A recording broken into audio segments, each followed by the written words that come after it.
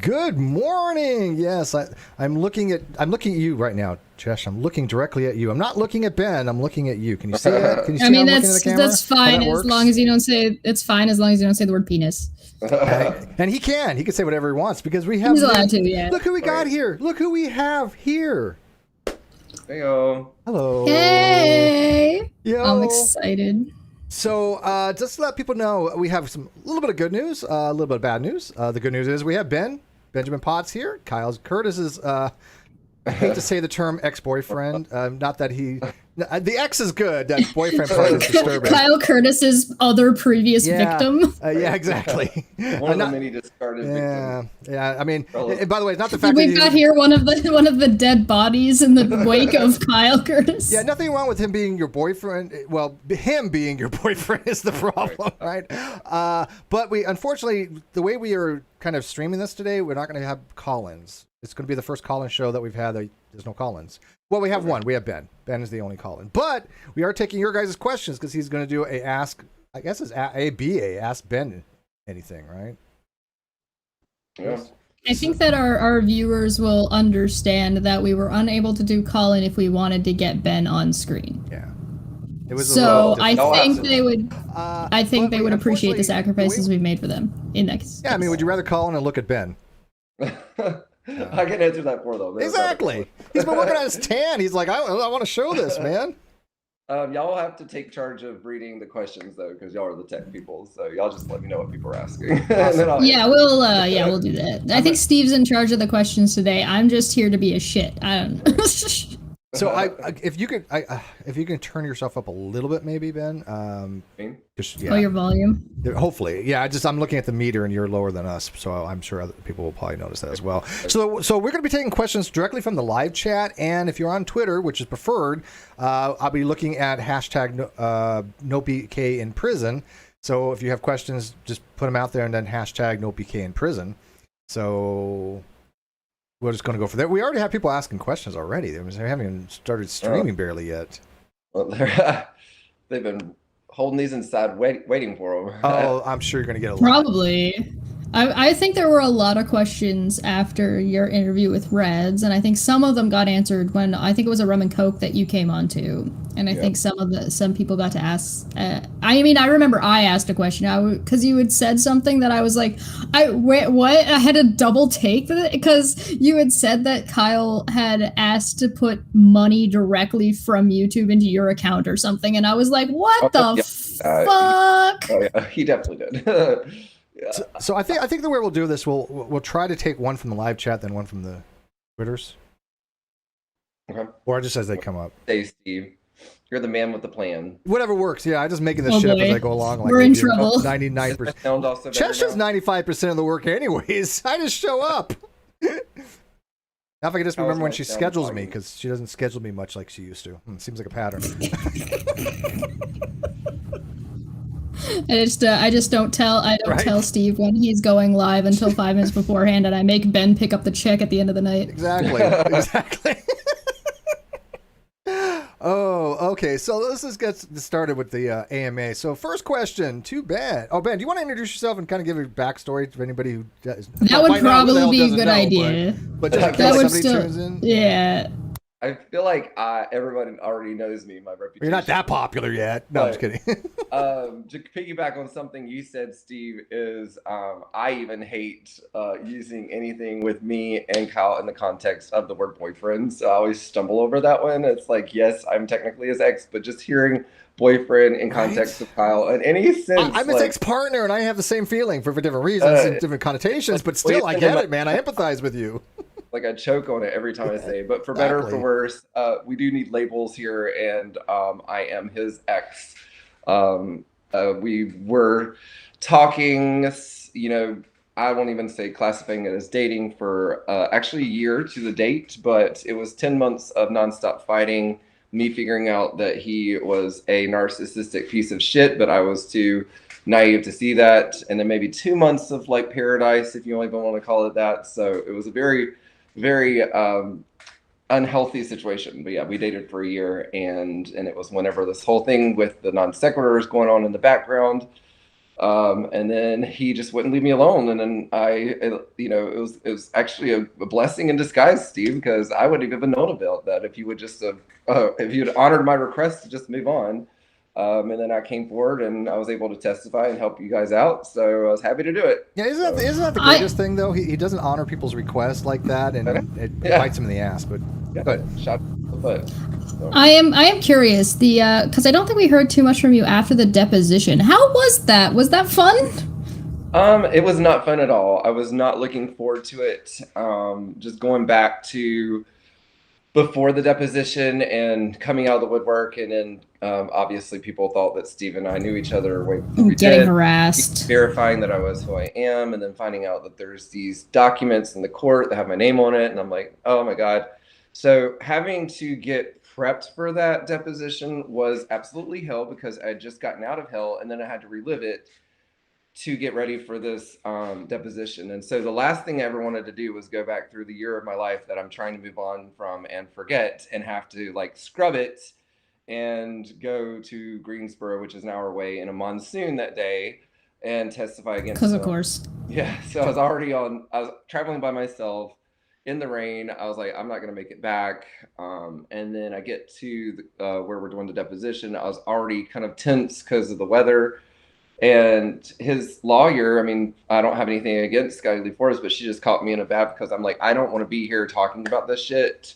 And so I had a little bit of an attitude that day, and it was very emotionally draining. So real quick, because we're doing lawyers this, are probably used to that. Because we're doing this through Meets, I have having to equalize the volume different. I had it all set up because we usually use Skype. I have my volume equalized with you, Ben, but Cheshire's like way loud. Do you want me to pull myself down?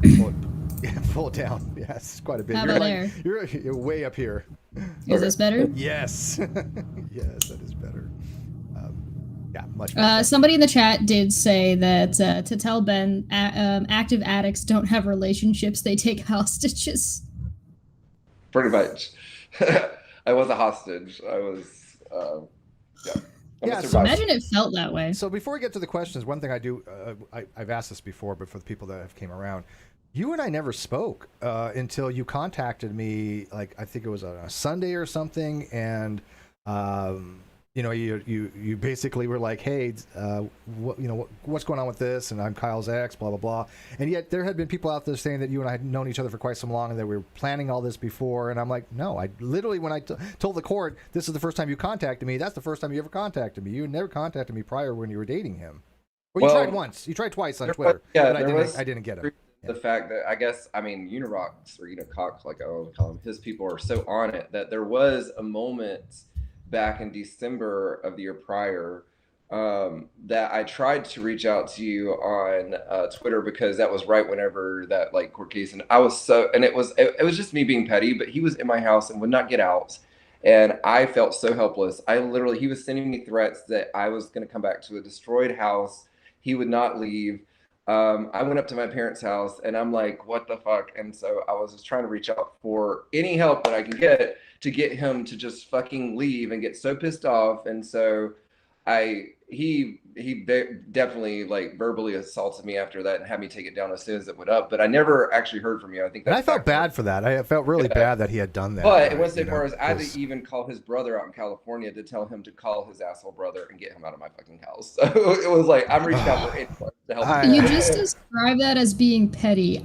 I don't think that's petty. Oh well, it felt like I don't think that's you being petty. I think that's you being like, get out of my house. I want him to leave. Like, I called the cops on him twice in a year. I've never called the cops on anyone before or since then.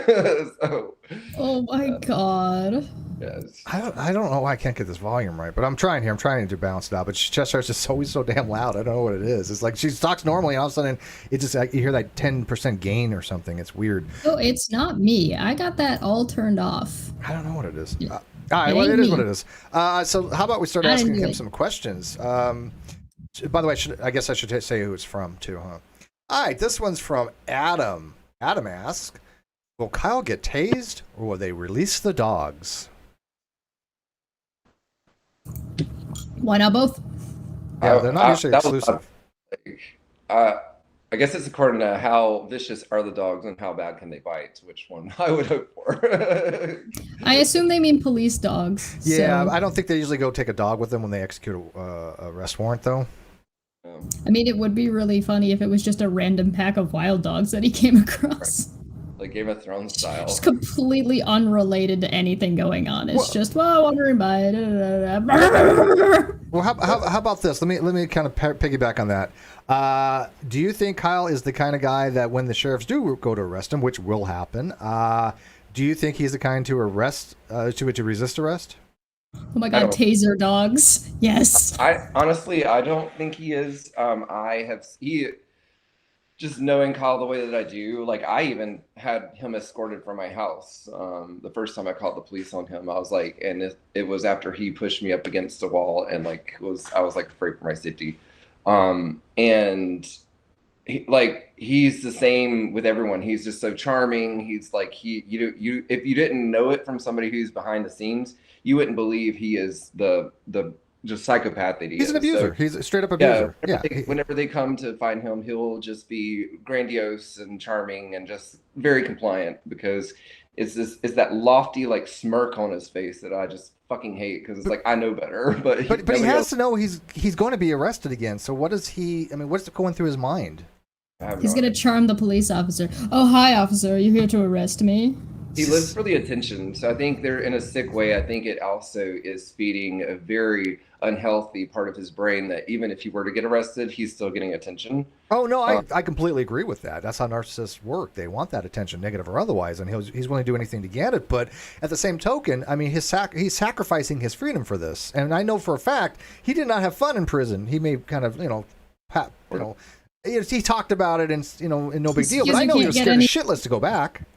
You can't get any attention in prison. Well, but on that note, like I wouldn't say he had fun in prison, but in the time that I spent with him, he was always being like telling me stories about what he learned from prison and always like talking about. Oh, that's true. He did tell me those things. Yeah, but yeah, that's true. Yeah. He'd always spin something into some positive, like, and he was acting like he was the king in the cage. They all. Well, I mean, once he's out, he acts like that.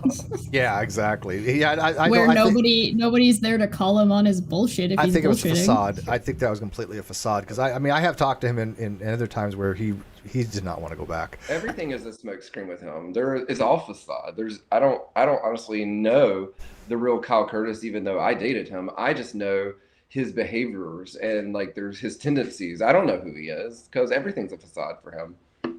Yep. There's I think that I don't know how much you've kept up with what he's like publicly been up to, which is not much. Is mostly repeating the same stuff over and over again. Right. I think one of the funniest things I heard him say recently was that I never dreamed or would steal or never stole $10,000 from people. I don't live that high baller life. And it's like, I mean, technically the truth, you stole $60K or $30K, which now has turned into like 90 plus, but well hey, over 100. What do I know? Well over 100.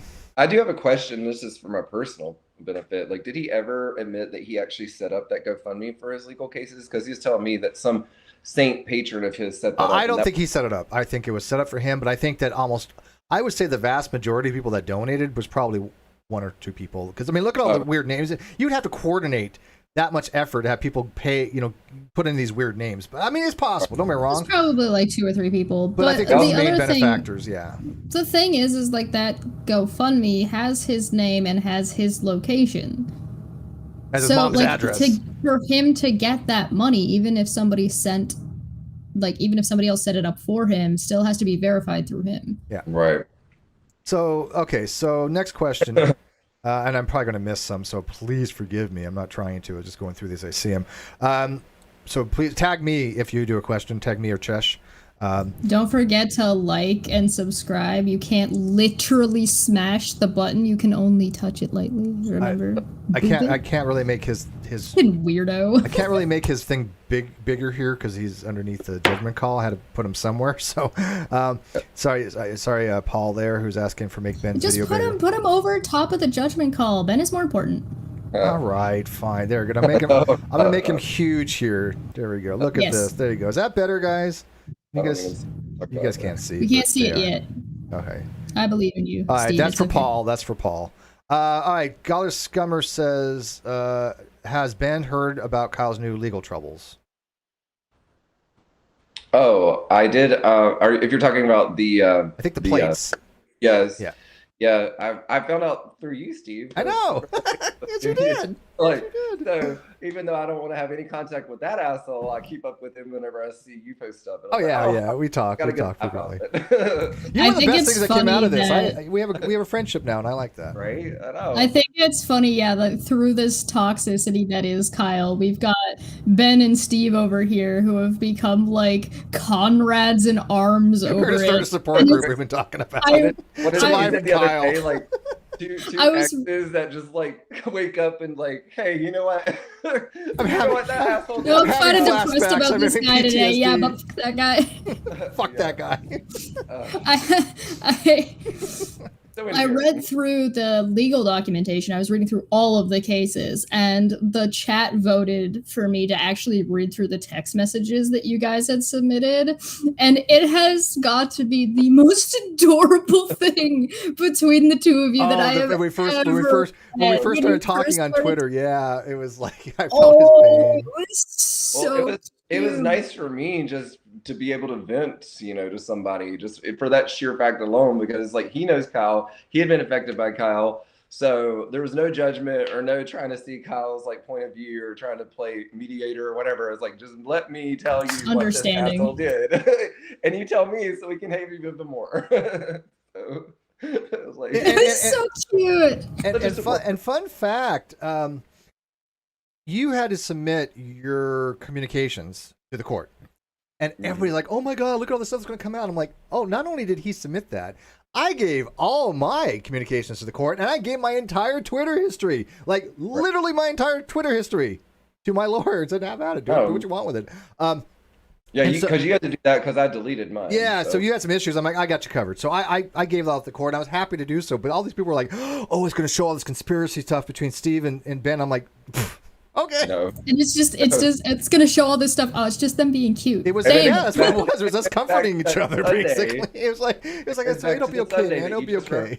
Beginning of this, that you were like, "Is this the real Ben?" And I had to go through all these hoops to verify that I is the real Ben. And he's like, "Okay, now we can talk." And I did That's verify. true. I made sure that was. I knew you on Twitter, or I knew of your account. I said, message me on Twitter to make sure it's you, and you did within seconds or minutes or whatever. So I mean, I knew it was, but yeah, I was just Right. basically. Do a couple of steps. Who can be Rocks people. Even one of them playing. Yeah, games well, with- that's the thing. Like, we get that all the time. I had an account show up pretending to be someone who, like, I haven't talked to in probably a year and a half, trying to start a fight with me, and I'm like, Oh God. okay. Kibomaki asks, given his attempt at a food review channel, is Kyle a competent cook? He cooked for me a few times during the time I knew him, and he was actually a really good chef. I would say that. I don't doubt that. I don't think he One thing he overinflated did that. not Yeah. me because he did prove it.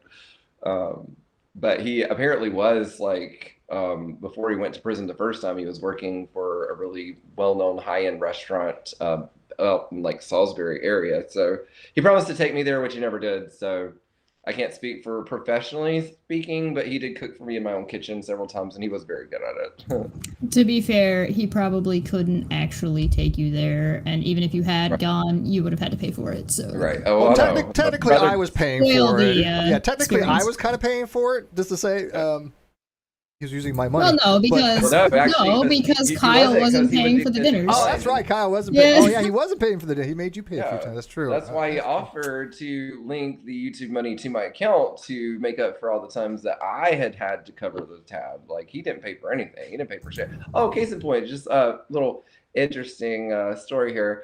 So it's been almost a year, or I guess, well, Labor Day will be a year whenever I got involved in this whole bullshit, but I actually called it off with him in July.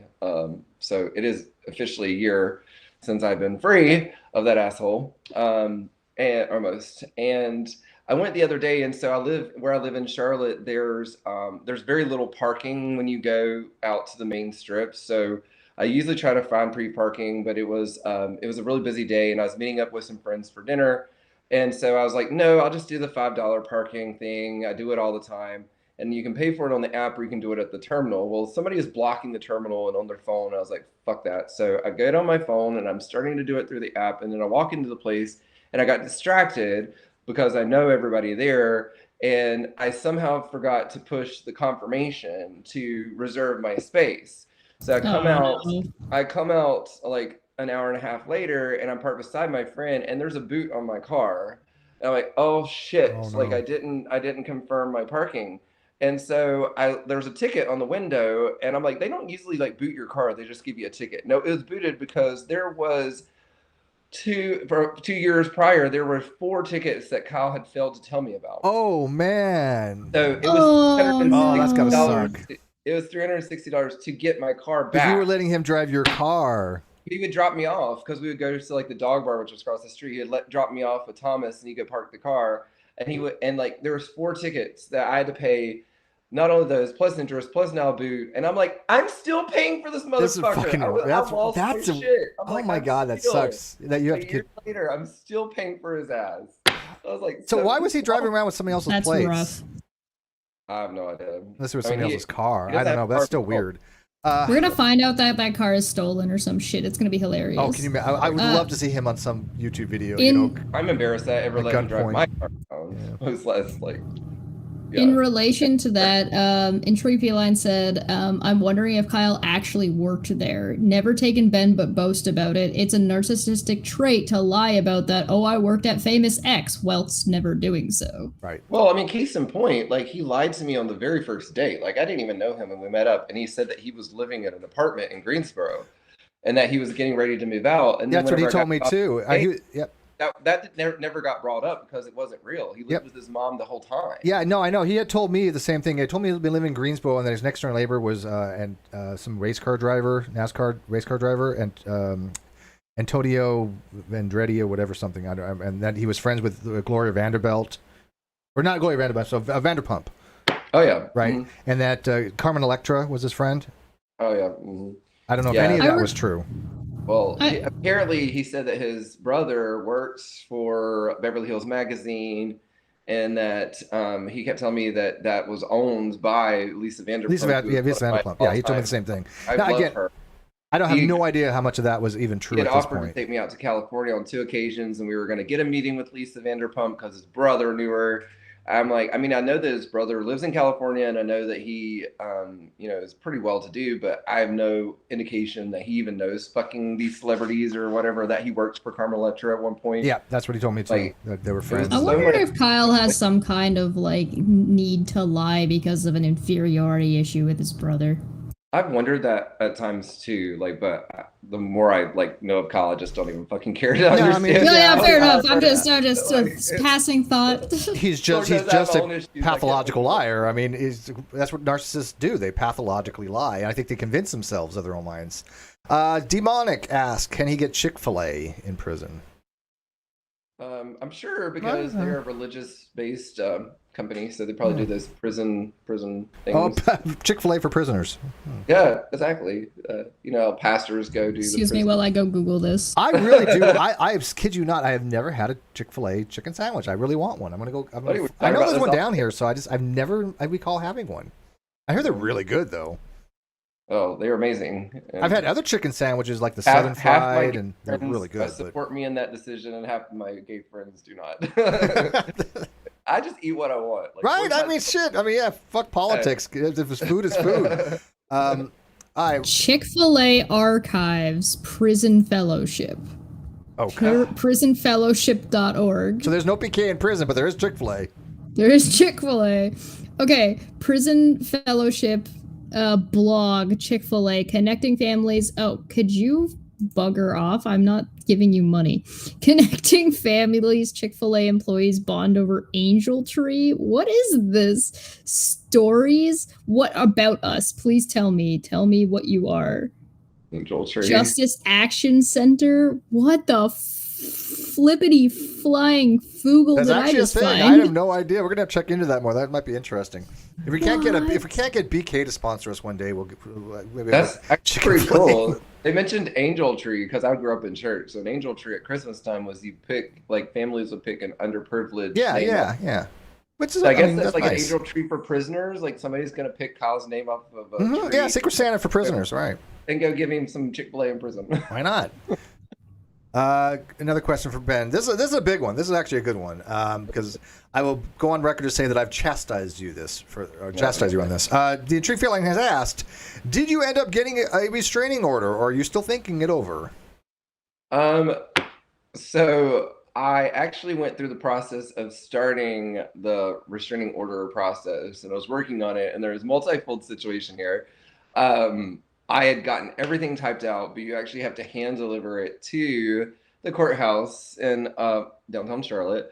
I was working on it with a lawyer friend of mine who doesn't know how to work a MacBook and deleted it all. And so after hours, that is true. He's telling a true story because I remember him bitching about it. Yeah. And I was so like fucking pissed off about that. I was like, forget it. We're not spending another few hours today. We'll come back to it later. And then I just got lazy because with COVID, like I don't go places like the courthouse. And so that on top of the fact in North Carolina, you basically have to be half beaten to death to get a restraining order.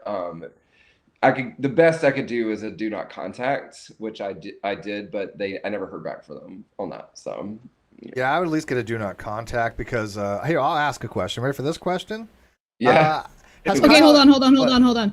Bill Cosby prison pudding tortoise found in okay, let's admit. Bill Cosby's first prison meals will include off-brand Jello pudding. A Florida man is gifted free Chick-fil-A. There you go. That answers that question. But look at her deep dive on that. I was really curious. I get hooked on weird things. Sure, no, I think that's actually kind of interesting, believe it or not. All right, so what was my question to you? Oh, yes. Since all this has come about, has Kyle tried to contact you? And if so, how many times? I already know the answer to this question. Multiple times. The good news is that it's becoming less frequent? Increasingly less frequent.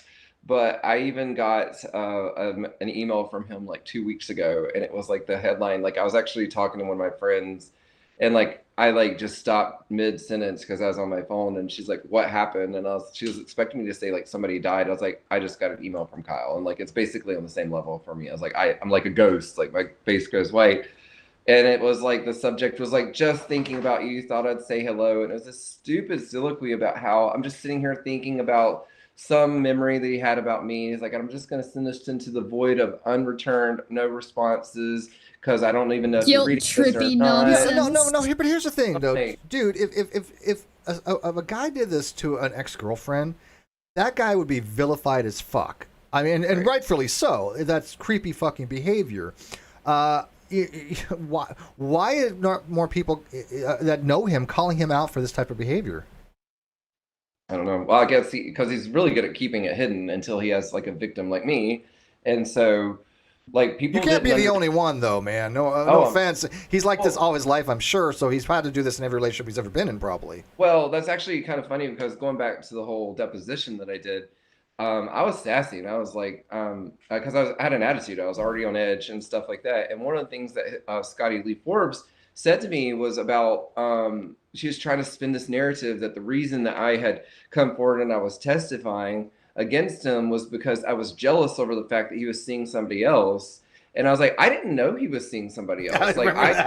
You shut that narrative down in like 3 seconds.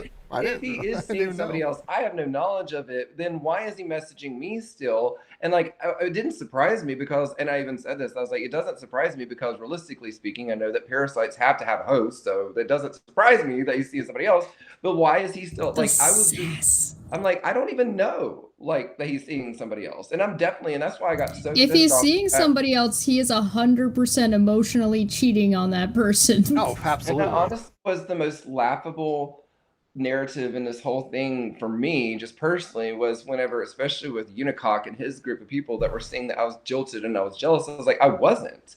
I was like, I literally just wanted peace. I wanted to be done with this. And like I said before, it was a godsend that he just didn't leave me alone because out of sheer, like, it became to the point, it's like he would not respect my wishes to just go. Like he stole from me. He took advantage of me. He emotionally abused me. But I was like, just get out of my life. And it took a lot of strength to finally say, get the fuck out of my life and move on from that. And it's all I wanted. But he wouldn't honor that request.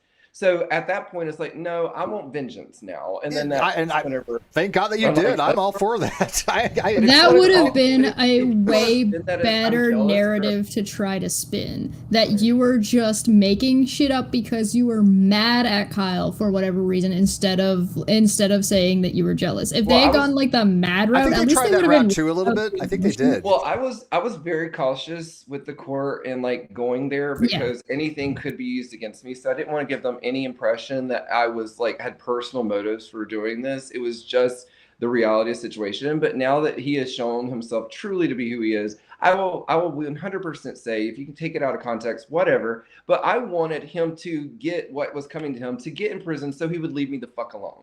It wasn't. Well, if he's in prison, he can't bother you, right? Yeah, exactly. I wanted freedom, the thing that I had asked for. But and he forged your signature. But it's not like to say that I was jealous. No, I'm like, just leave me the fuck alone. Like, get out of my life, dude. Yeah. And then give Steve back what you owe him, because I ain't asking for anything. I just want you to be gone. Like, yeah, no, and the fact that he does it to himself, right? Had he left you alone, a lot of probably none of this would even have come to light. I mean, so he basically screws himself. He's his own worst enemy in every sense of that phrase, being his own worst enemy. Yeah. I think Ben should just give us all of the cringy ass messages that Kyle sends him every time until he stops. I've seen a few. Really. Listen, you want to get him to stop. Start making them public. Oh, well, remember those Venmo ones that he failed to make private? Mm-hmm. Yeah. And I didn't realize that all my friends are seeing this stupid ass like $1 to get to send you a message, right? I felt like a stripper, but then I was like, is that all I'm worth? Like, I had like a day like $8. That's not a good day for a stripper, man. I mean, it's worse if you're in Canada. We don't even have dollar bills. They're loonies. Oh, no. I have some loonies. Chucking coins at you, man. It's like you're a slot. It's like you're the skee-ball machine. Well, but at least you're putting that information out there. So, like, if Kyle does ever, like, rear his head again, publicly, people can remember this. I mean, he was abusing you. He was manipulating you. He still harasses you to this day. He still will not stop contacting you. This is not the sign of a mentally well individual, and I understand that. But he still has to be held accountable for those kinds of things. Yeah. I mean, it doesn't make any sense to me. I literally testified against him. He knows that I wanted him to leave me alone. It's a control thing. Why are you trying to be sentimental, thinking about you? Like, because he thinks he's the shit, dude. Apparently. And I was talking to my friend, and they say that with narcissists, the worst thing you can ever do to them is to not respond, which I've done for now a year. That is exceptionally good advice. All right, so a couple of questions. UKPI says, how many suits did Kyle have, and what amount did he spend? He had a clothes addiction problem. He Shocking. Had copious amounts of clothes. Like, I did see photos of his room, and I went to his house on multiple occasions, but I never saw his room. It was always in the kitchen with his mom or whatever. But he left a ton of clothes at my house. Whenever I finally got rid of him, there was clothes because he'd bring down a whole suitcase. And I think maybe that was feeding his narrative that he was moving in, but he would just leave and take like a handbag with him, and then, I'll get it when I come back. But he would, like, most of the time when he was on his free time when he was here, he would go from thrift store to thrift store to thrift store to thrift store, and he bought copious amounts of clothes. All of his suits and stuff came from Goodwill, I think, too. So I can't say how many suits he had, because by the time he started dating me, he got really lazy and he wasn't even appearing in front of the camera, so he looked really trashy. But I think he had quite a few, and they definitely were $200. They were like $5 from Goodwill. I don't know if I want them anymore. I had said, because I used to sell suits, and so I know generally what a good suit runs, or at least a decent suit runs, as opposed to like buying off the rack. Which, I mean, you can get actually a decent blazer, 80% off. You can buy for like $40, something like that, which is actually a pretty good deal. And I used to buy those; they're nice, Croft and Barrow. But the suits he would wear, they weren't. Many of them would not be $5 retail. Okay, I mean, when he went to a thrift store and got some for $5 or $10, sure, completely possible. Well, I mean, we got really good thrift stores here in Charlotte. Yeah. So I've got But even Well, the then, in a joke thrift was store, I like, would imagine where it'd be did $20 or something for a really good the blazer. joke at the time was, where did all this money go? What did he spend $400 on all the suits he's wearing? Yeah, And right, I guess it exactly. just That was turned the out, joke. instead of spending $400 on a handful of suits, he spent 30K on an incredibly large number of $5 suits. $60K. What did he spend $60,000 on? I think with people like him, and I actually have not just like calling him out, but I've been in. Didn't spend it on dinner with Ben. Well, he does. He lives grandiose, like very largely and lavishly. But then when it comes down to it, most of the time he couldn't even afford that.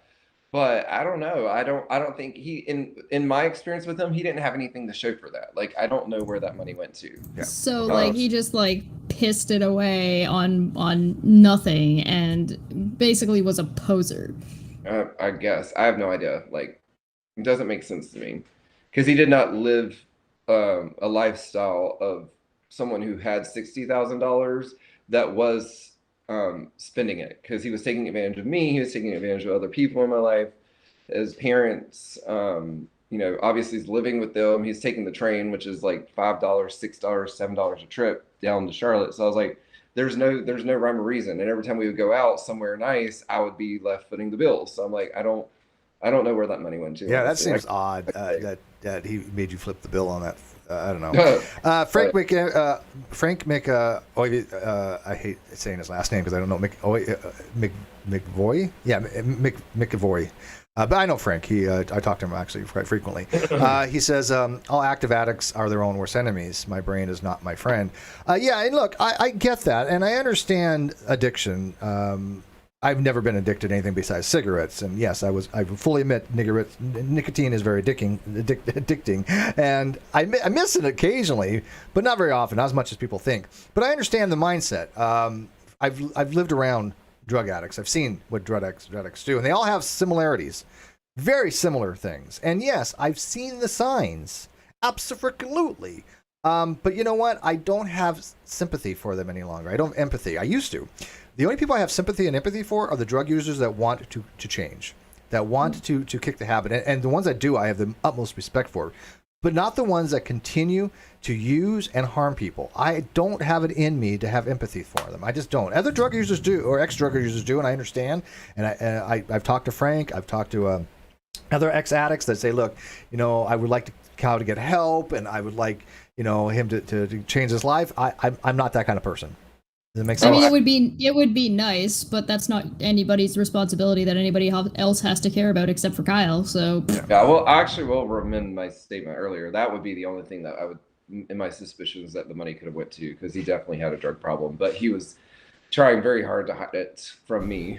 So yeah, he wasn't on camera. He made it very clear, but yeah.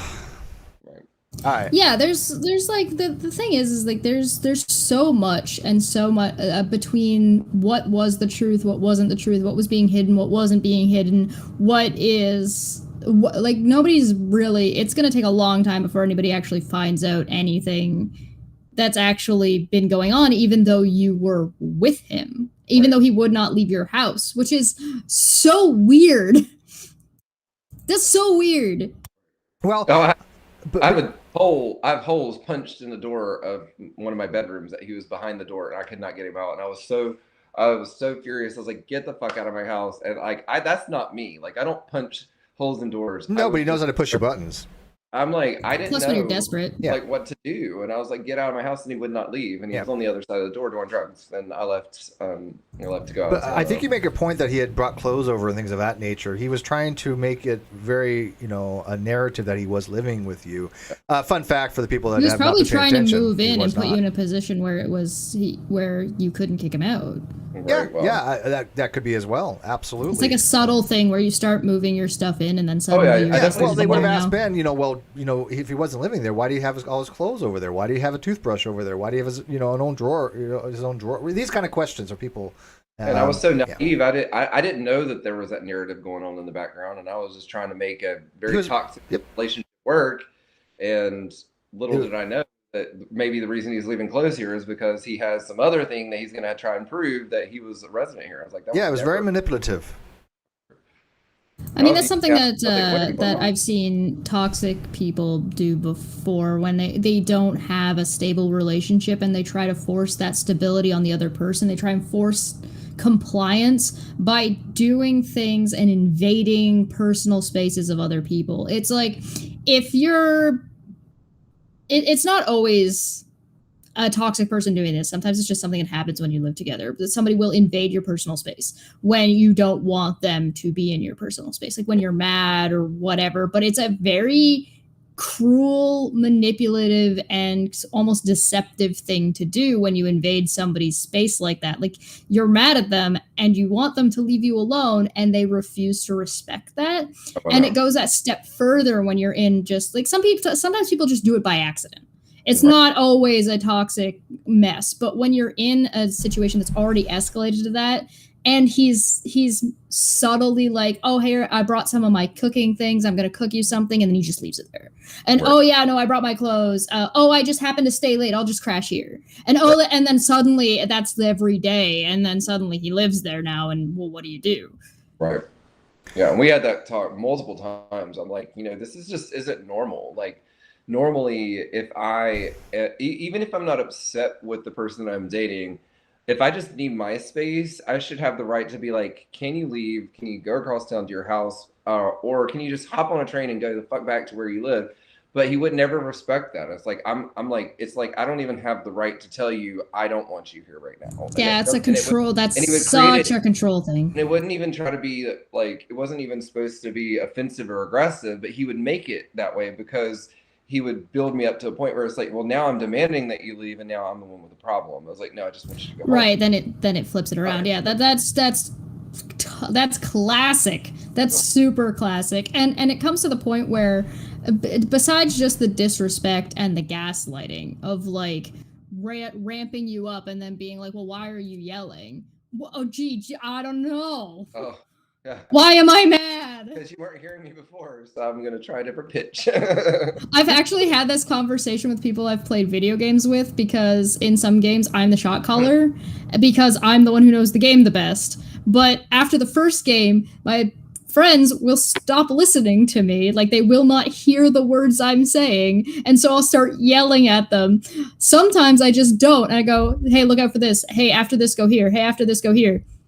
Why didn't you? Then they die, and I'm like, why didn't you do that? Yeah, I used to. Do and then they get mad that I'm asking them. No, I had about a group of about 40 people playing. Do you like losing? World Do you want to lose? Are you a loser? Yeah, the same thing. I would always be. I would be the leader, not raid leader because I didn't like raids, but PvP leader. I'd be the leader of the 10-man group, and we had about 40 people that come in and out. And obviously people that know World of Warcraft, you have like your healers and you have your DPSers and your kind of your flag carrier and things of that nature. And I'd be directing all this, and when somebody doesn't do what I ask them to do, they get killed. And it's like, where the hell were you? Like everybody gets wiped out. Ruin the whole game. Yeah, it's like holy shit. You have this in your mind. This is how we're going to do this, and 9 people follow and 1 person doesn't. It's like. As a small female woman, I absolutely understand that sometimes people will not hear you.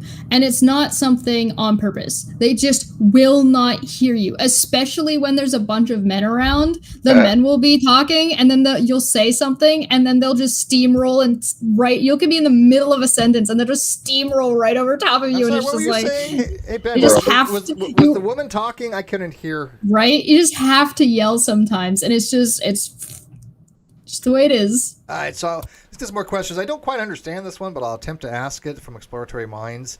He has a very parsed way of doing things.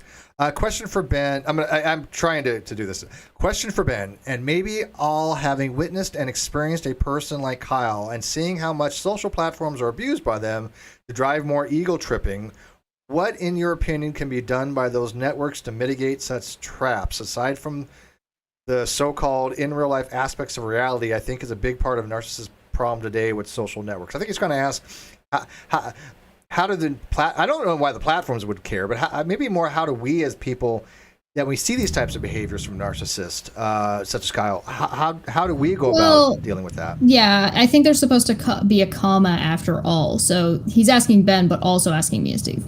I mean, just my opinion, like, I think that's something that's really hard to catch on to. especially early on with people like YouTube, personalities and stuff, because social media is designed, and all media in general is designed to show people what you want them to see. So people like Kyle, like, I mean, and that's the sad reality, Steve. Y'all had a great channel, you had a great content, It was and you made good. it is, and it was destroyed by one person. And I don't know if going back, if there's any really way that there's like, oh, well, there's signs. Yes, there were, but were you looking for them? No. Like even in my relationship, I was up close and personal. I mean, I got the full 360 view of Kyle, and I was like, there were signs all the way along, but it's like since I wasn't looking for them, I can't go back. I mean, you can only move forward. You can get smarter because of that, but it's not like I had somebody standing there being like, "Oh, he's banned from you being his boyfriend because he had like." And I think that's I don't know if that's what the question was, but I was like, I don't think it's YouTube's job or Yeah, anywhere I agree. to like to kind of mitigate that. I think it's more that do people just learn and they live and they become wiser for it. So I'm going to play devil's advocate a little bit and say that there is an amount of toxicity that is made, that is enabled and encouraged by YouTube's algorithm. And it wasn't always that way. It has shifted to that as they started tweaking and changing the algorithm. It favors more quick content, drama content, in your face, toxic nonsense. And so because it caters to that, it makes it a lot easier for people who are naturally of that nature to be able to take advantage of it. Does that mean YouTube should change its algorithm based on that alone? Not necessarily. They're a company, they're looking to make money. If this is what sells, it's what sells. The way that gets changed is by the user base changing what they're interested in. So I think there's value in that. People can see what Kyle's done, especially with like Death of the Non Sequitur show. They got to get a hint of what Kyle was like in the background. And like with you coming on and talking about this and what's gone on with the court case, you can see, if you watch Kyle at the beginning and then kind of see where he's at now, you can watch that progression. And there's a value in following somebody. And even if you were a follower like of Kyle, or if you're a follower of somebody like Katie Joy, you can learn to recognize those signs and apply them to your real life. So there's kind of an opportunity on YouTube to learn to avoid those things and how to recognize those things and then apply them to your real life, if you can rub two brain cells together. Yeah. Right. And by the way, she sounds normal. For the people out there, she sounds normal now. I added a compressor just a few minutes ago, so it equalizes everything out. So it eliminates the highs and lows and puts her right in the nice green-yellow band. So that should fix that problem. My voice is higher pitched than everybody else's. No, it's weird. You have this. It's something on your system that basically you'll be talking and all of a sudden it'll be very explosive. But I think it's Steve. It's okay. I put a compressor on it so it won't eclipse that. All right, so let me see here. Kyra Cooper asked to Ben, when is the last time you've had contact or interacted with Kyle, and do you know the same circle of friends where he frequents? Just thinking info for the police to arrest him. The last time I've made contact is almost a year now. I've had no contact with him. Now, he has been trying to constantly reach out to me and make contact with me, even up until like right before the deposition. He was trying, my best friend actually thinks he is trying to intimidate me out of not going to the deposition by reaching out and through like, you were there, Steve. I was like afraid to go to bed because like he kept creating these Snapchat profiles, and then Snapchat, you can see their location, and he's in Charlotte at the time. I was like, oh my God, what the fuck is he doing here? So, so I haven't actually made contact or communication with him in a year. And no, I do not know his circle of friends. I didn't even know he was living in Raleigh. Like, he's blocked on everything. Like, you guys just totally moved around, by the way. I am being stupid. It's okay. I'm not gonna fix it. He has your spot now. It's the way it is. Cheshire's I'm fine with this. I'm totally fine with that. Welcome to my new show. My new co-host is Ben Potts. Today's guest is Cheshire Vic. Hi, Chesh. I think you're biting up a lot. Hi, everybody. I'm new here. That may or may not have fixed my audio issue. It's okay. I'm not rearranging this. By the way, Christy Santiago is in the live chat, and whenever Christy Santiago shows up, we have to like show her love. Blessed to Christy. Love. Okay. We almost sing our praises every time. Let's see here. It's And a tithe. I'm refreshing the Twitter. There's no more on Twitter. No more tweets. I mean, to finish answering that question, like I do know some people that Kyle would talk about whenever we were together from Raleigh, because I actually lived in Raleigh for a period of time, so I'm very familiar with some people out there that he was mutual friends with, but I don't know whether he's hanging out with them or not. Do you think he's working? Probably not. I don't know what he would be doing if he was working. So I know. I mean, he can't cook. Whatever happened with that? Why does he rely on that? He was working for this guy out in California, and his brother opened a male skincare line of products. So I know that was true because I, followed his brother on Instagram, and he said, and I would be present when he was on phone calls with the guy out in California. So apparently he works as his marketing or digital marketing person or whatever. So I guess that's what he's still doing. I have no idea. Yeah, that sounds right. I think that's probably the case. But I don't know. I guess he could get a job as a chef, because he even told me at one point I don't know if he worked there or not, but he said he got hired and he told them that he graduated from culinary school, which he definitely did not. So no. A liar. Wait, are you saying Kyle lied about something? Because I find this difficult to accept. I was in the process of applying for jobs, and he's like, "Well, just tell them that you did." And I was like, "No," because there's places, like especially in the corporate world, like I work in, that they have background checks that they do just to verify that you're actually saying what you did. It's like, no, he's like, I lied about going to culinary school, and I didn't have any culinary experience. I was like, well, that's different, Kyle. That's not some like huge corporation that has at their disposal background checks that'll be like, this bitch is lying. I would be curious. So one of the things that me and Steve had talked about in the background a couple of times was that if Non Sequitur blows up and we end up having like a fund of money pooled in the back, because we plan on like paying ourselves, but then also putting a fund aside like for show costs and expenses. Right. So like, like legal stuff maybe. But if we end up with like an excess amount, not that I'm saying that would happen, this is like a best case scenario. If we end up with an excess amount, I'm pretty sure we were talking about starting a bar, like a Non Sequitur bar, that we can host shows out of, and that we can have like talks in, etc., and stuff like that. How great would it be if we could hire Kyle as a cook? Yeah. Make him work off his debt. I'd do it. Right? I'd do it. I'd absolutely do it. He's probably gonna spit in your food, though. But I mean, it's like, but he has something. He had something to fall back on. He at least had something that he could do. He can say he's part of Non Sequitur again. But it's just weird that he decided to, fuck up everything in his life 6 ways to Sunday, and to the point where I don't know how it's even recoverable. I mean, because he has 2 felonies, I think already, maybe even 3 from what we have discovered. He's like 22 things on his record. He's looking at another court case next, for having somebody else's tags or plates on his car. If he gets prosecuted for perjury, submission of alternative evidence, and embezzlement, that's going to be pretty hefty. Now, even if he doesn't, he's still looking at criminal contempt. That's 30 days, and he's obviously got civil contempt that he have an arrest warrant out that's going out at some time in the future. So him going back to jail is not helping him in any way with his life. So I don't understand why he didn't just pretend to be a decent human being. Could it just not? And had everything. I mean, he had a successful show. Could have branched out. Could have had cooking shows. I mean, he could have been pretty popular. He was already getting pretty popular, but instead, no, he decided to do everything antithetical to what it would be to be a decent human being.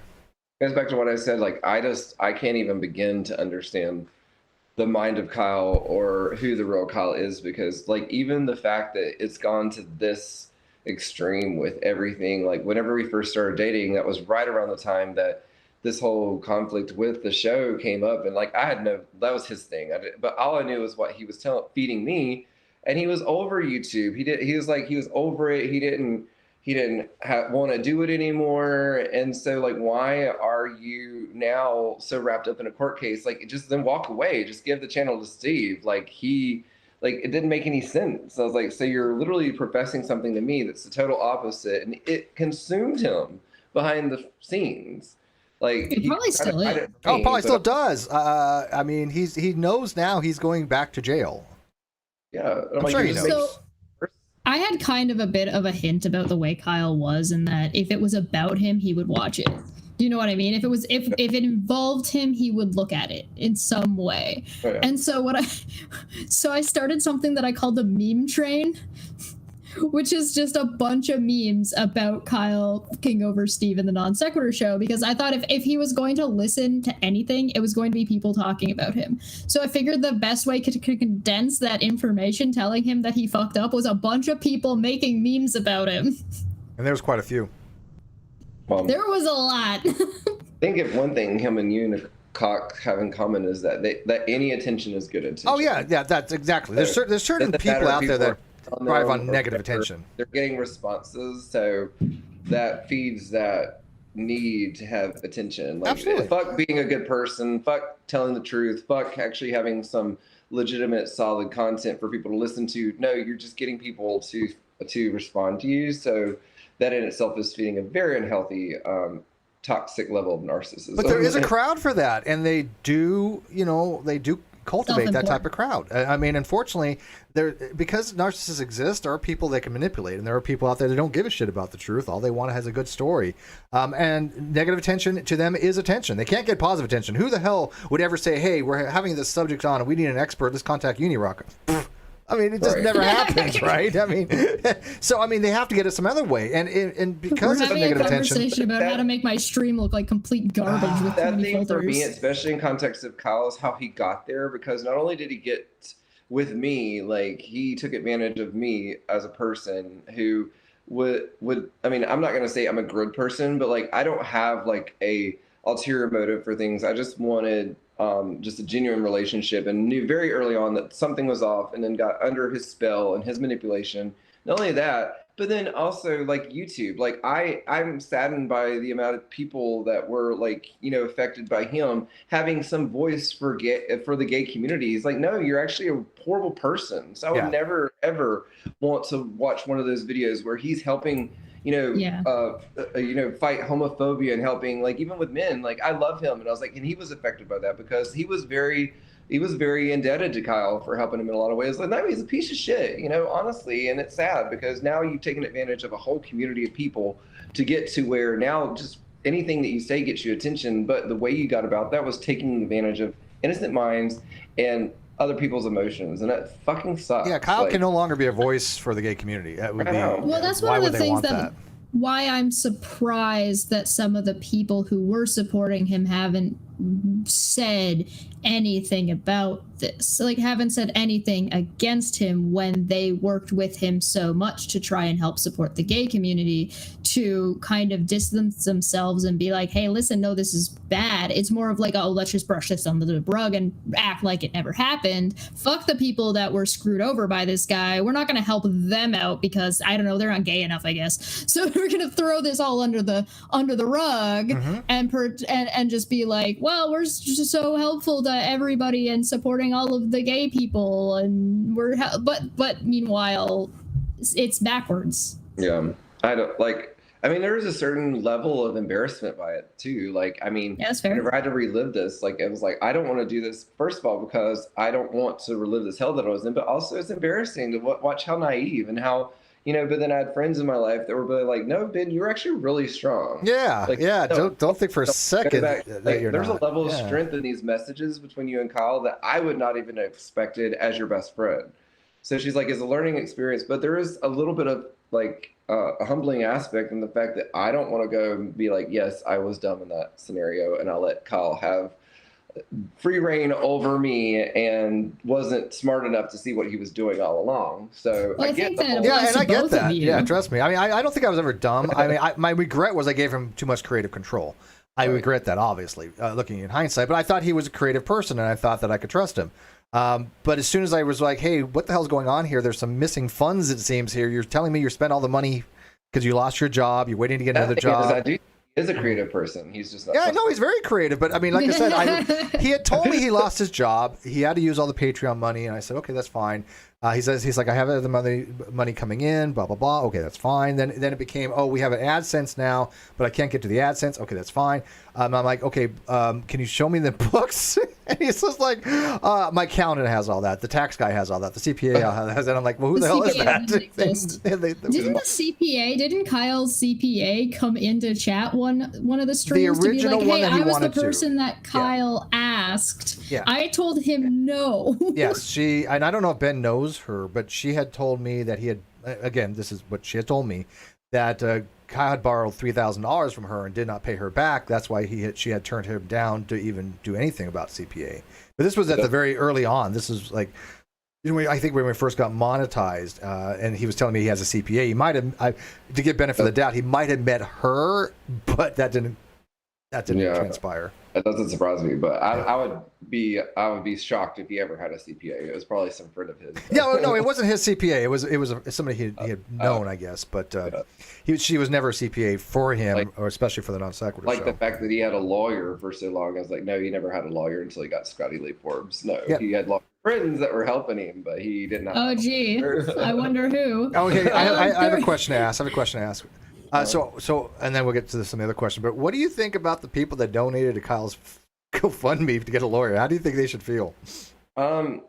Honestly, like, I have no stake in that game, but I will say anybody who did, you got what you got. Because, I mean, the stakes were all there. I have no sympathy for you. Like, if you're still supporting him at that point and you had any hope of him being a good person and you donated to that cause, you got swindled. Actually, you didn't. You full well, you funded a fraud. You didn't. You didn't get swindled. You knew better. You just didn't have a fucking brain. Because I had already, like, I had gotten strong enough to kick this asshole out of my life. I have no sympathy for anybody who's still getting taken advantage of him. Like, no. Agreed. No. That's a good answer. Lost money on a very unworthy cause. I think that there's something said to be for both of you, because both of you kind of had to put up with, Kyle being a dipshit, but both of you had to sort of stick up for yourselves in a way that on average you wouldn't have to with a person. Right. So like if you rewatch the Death of the Non Sequitur show, which I had to rewatch recently because I'm putting together a stupid video that I'm spending way too much time on and it's not worth it, but I'm doing it anyway because reasons. But because reasons, I think it's funny. So but you kind of see Steve having to deal with Kyle sitting there telling him, I am stealing from you. Right. And Steve being like, are you serious right now? This is what you're doing. And Kyle kind of just walking around like what you described to me kind of with him being at your house and stuff made it sound like Kyle lies in a way that is just like, if I pretend like I'm supposed to be here, people will believe that I'm supposed to be here. Oh yeah, he would sometimes point out the obvious in a way that like it was getting around what was obviously happening. It's a type of brilliance. It's like you're highlighting something that's incredibly shady that you're doing, but the way that you're doing it is you're getting around it. And I'm like it's supposed to be like this is the natural it's the natural progression, Steve. This is just naturally the way the show was gonna go. Like some of the times that he would steal like just personal items from me and even my friends, like, and then we would question about it. He would be like make a joke about stealing from us, like, and it's like this, like, what should we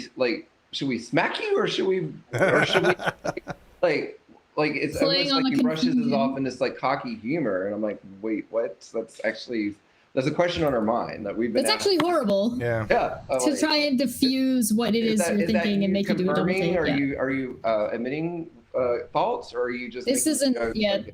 This isn't regular lying. This is advanced lying. So if anybody wants to know how to be a good liar, even like with the whole, apart from the whole GoFundMe, like the question you asked, Steve, like. It's the same thing with like, and I try to be merciful to so many people in my life. I never want to be that person that holds on to grudges or whatever.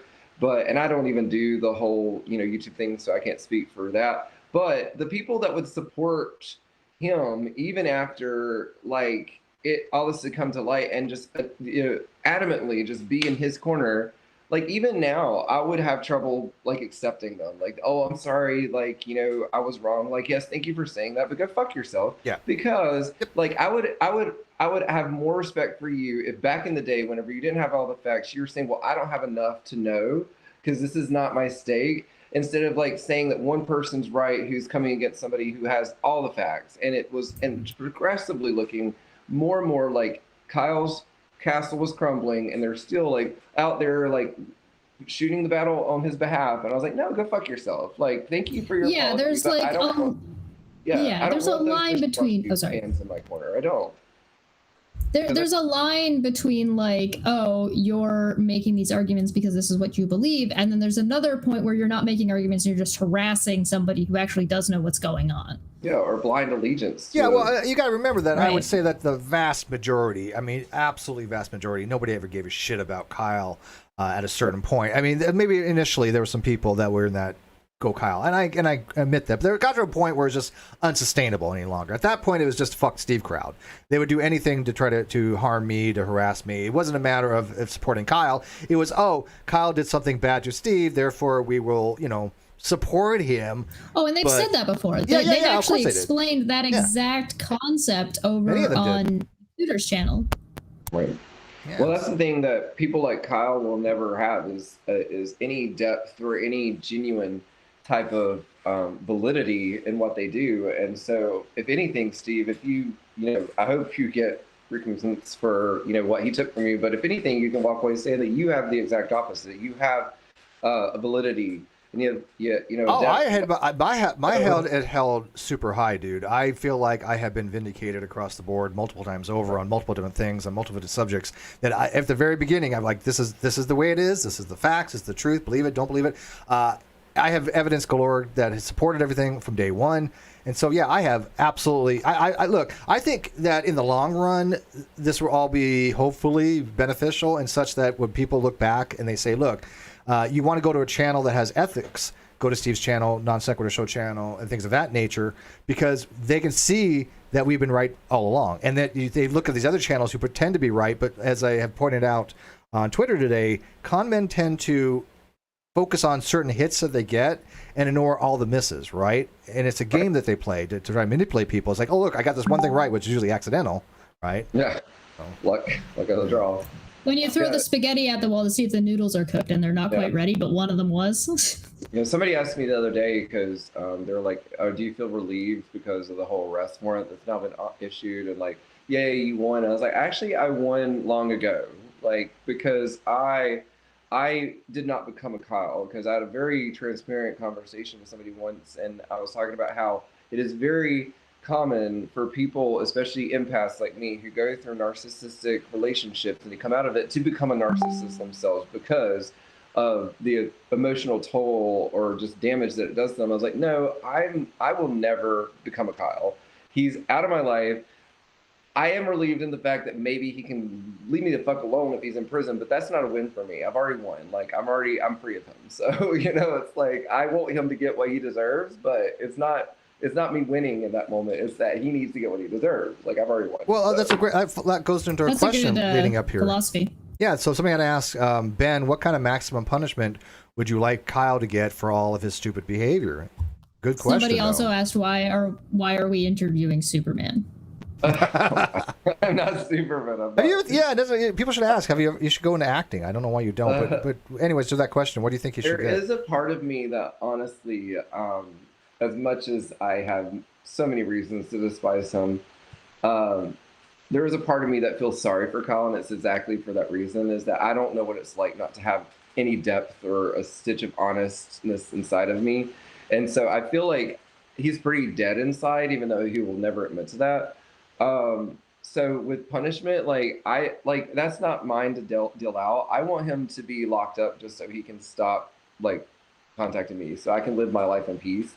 But honestly, what I think the biggest punishment that I want him to just come to an awareness of himself, if that makes any sense. Like that's what I felt with the come to Jesus epiphany moment of like, oh, I'm the asshole. It's like what's gonna get him to realize that, oh shit, I'm a horrible person and this is how I behave.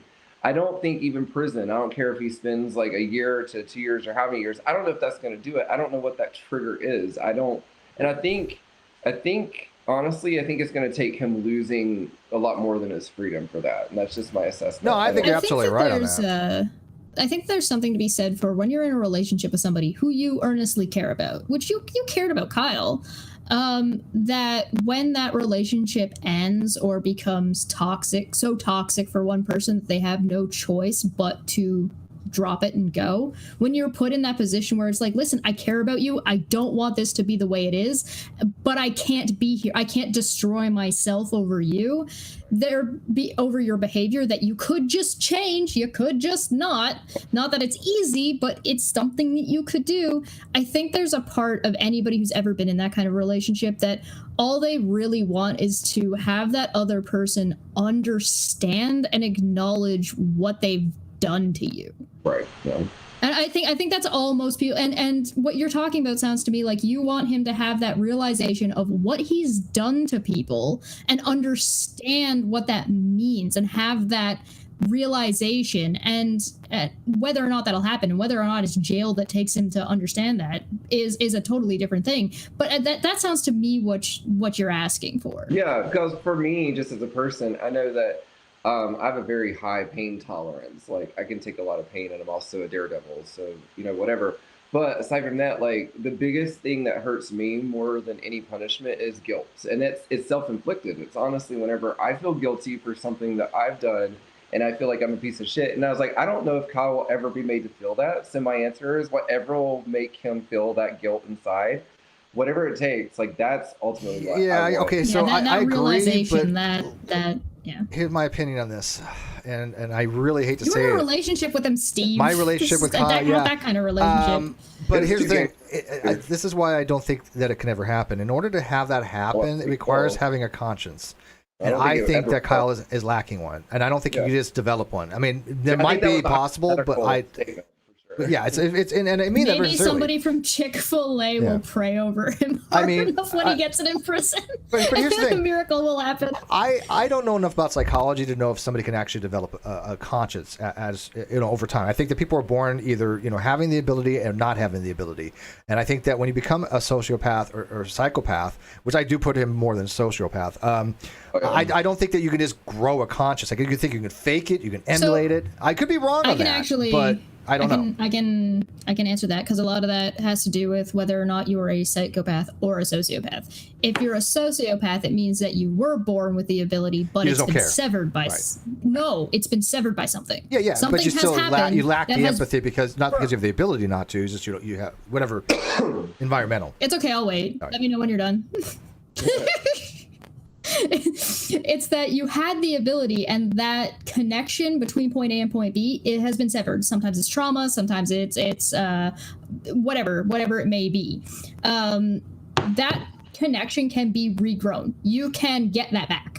It's a lot of work. Sometimes you need to use drugs to get there. There are experimental drugs and some drugs that will help you regrow your retrain, I guess, your neural pathways. So if your brain is going this way and you want it to go this way, you can use this drug to assist you in stopping using this way and only using this way.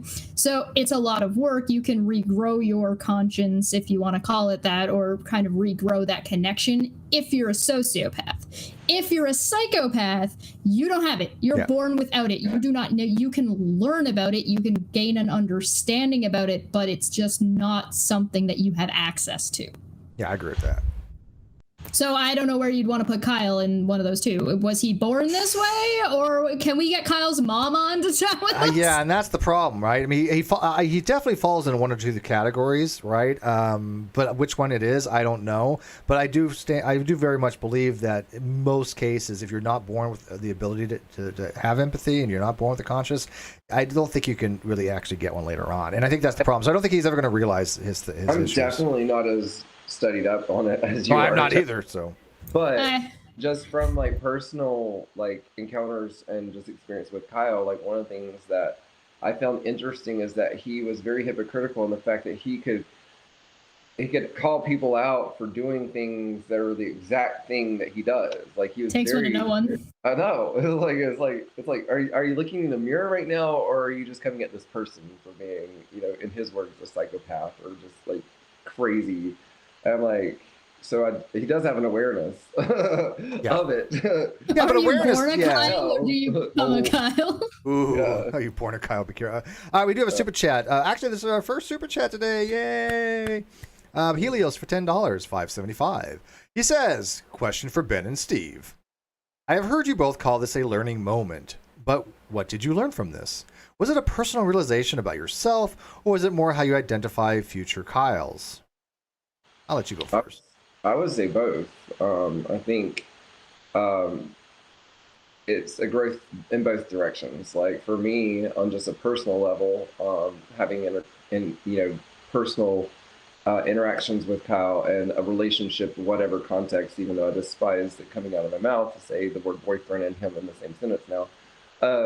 It's woken me up to realizations of how to spot those characteristics, and it's one of the things I've had to watch in myself because it can very easily become a hindrance to future relationships, because I am so on my guard on anybody who displays any signs of passive aggressiveness or narcissistic tendencies. And like, they do exist in so many people that aren't true narcissists. I mean, they exist in me. Like, I mean, sometimes I get a little, my ego is what I trip over the most. I tell people very freely.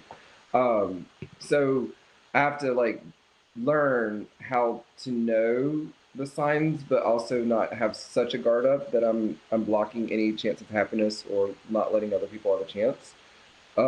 So I guess for me, the biggest strength is learning how strong I am, because the ultimate power that people have over you, no matter whether it's a Kyle or whatever, I've learned is the power that you give them. And I have had so many opportunities to help other people to realize that you are in a cage with the door wide open. You're the one who controls whether you get out of there or not. And just from my perspective, and with me dealing with Kyle, it's like I always had the power. I, at the end of the day, had to decide when to use it. Nobody was sitting there holding my hand telling me when to cut Kyle off and get him out of my life. So people had told me multiple times for their own reasons, you need to cut this off. But I, at the end of the day, am the only one who can make that decision.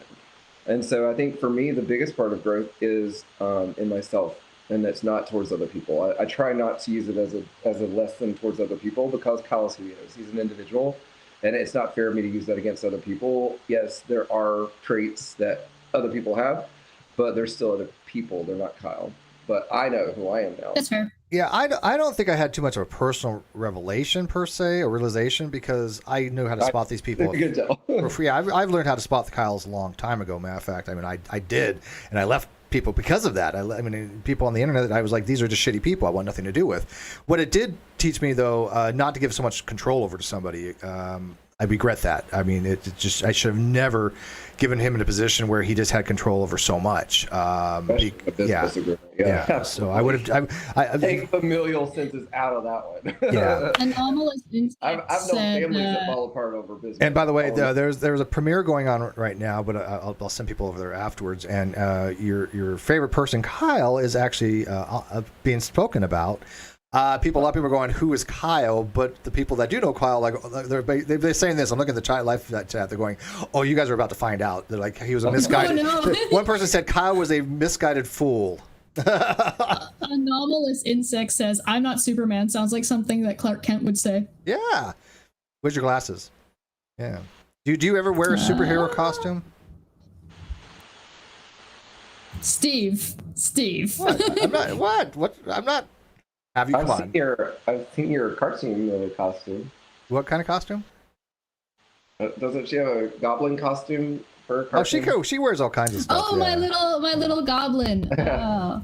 Yeah. I want to see you in an actual goblin costume. Though. Wouldn't that? Oh god, I need to get in touch with like a professional cosplayer and see if I can get like a real I have a friend who makes costumes. So come to Charlotte. I'll take you. Okay. I'll have you meet my friend. Yes. Yes. Yes. Yes. Dude, COVID we're needs to traveling now. off. I'm going to be I'm going to be in the next month. I'm going to be in Dallas. I'm going to be in Atlanta, and I'm going to be in Boston, and I'm going to be a few other. So I mean, I'm getting out. So yeah.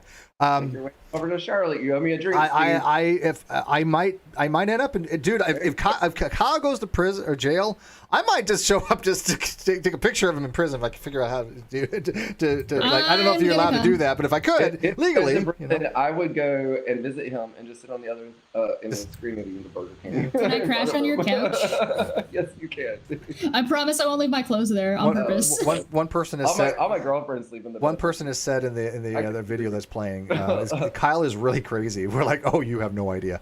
So a couple super chats. Inkboy for £5 says, question from Blood We Drunk, Flesh We Ate. Question, who likes to be on top? I asked them between who. So I don't know if that's between me and Steve, or Ben and Kyle, or Kyle and Steve, or Ben and Steve. She's so short. I don't know how many positions she can get in. I don't know what's even possible. What are you talking about? biologically. That means I can get into more spots. Is it? Is that what you get for having a gay man on the show? Yes. Straight people do it too. I hate to break it to you, man.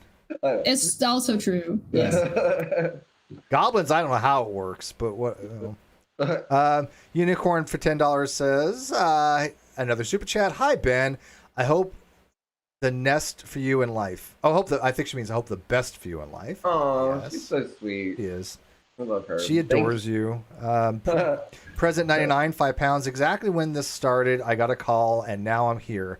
What did I miss? Just heard sociopath when I came in, and I'm at the right place at least. Yes, you obviously knew we were talking about Kyle when you hear the word sociopath, right? Right. I mean, I can only imagine. Like you were talking earlier about, he would be like physically like pushy with you, and that people wouldn't expect that from him, right? I didn't. Oh, you talking to me?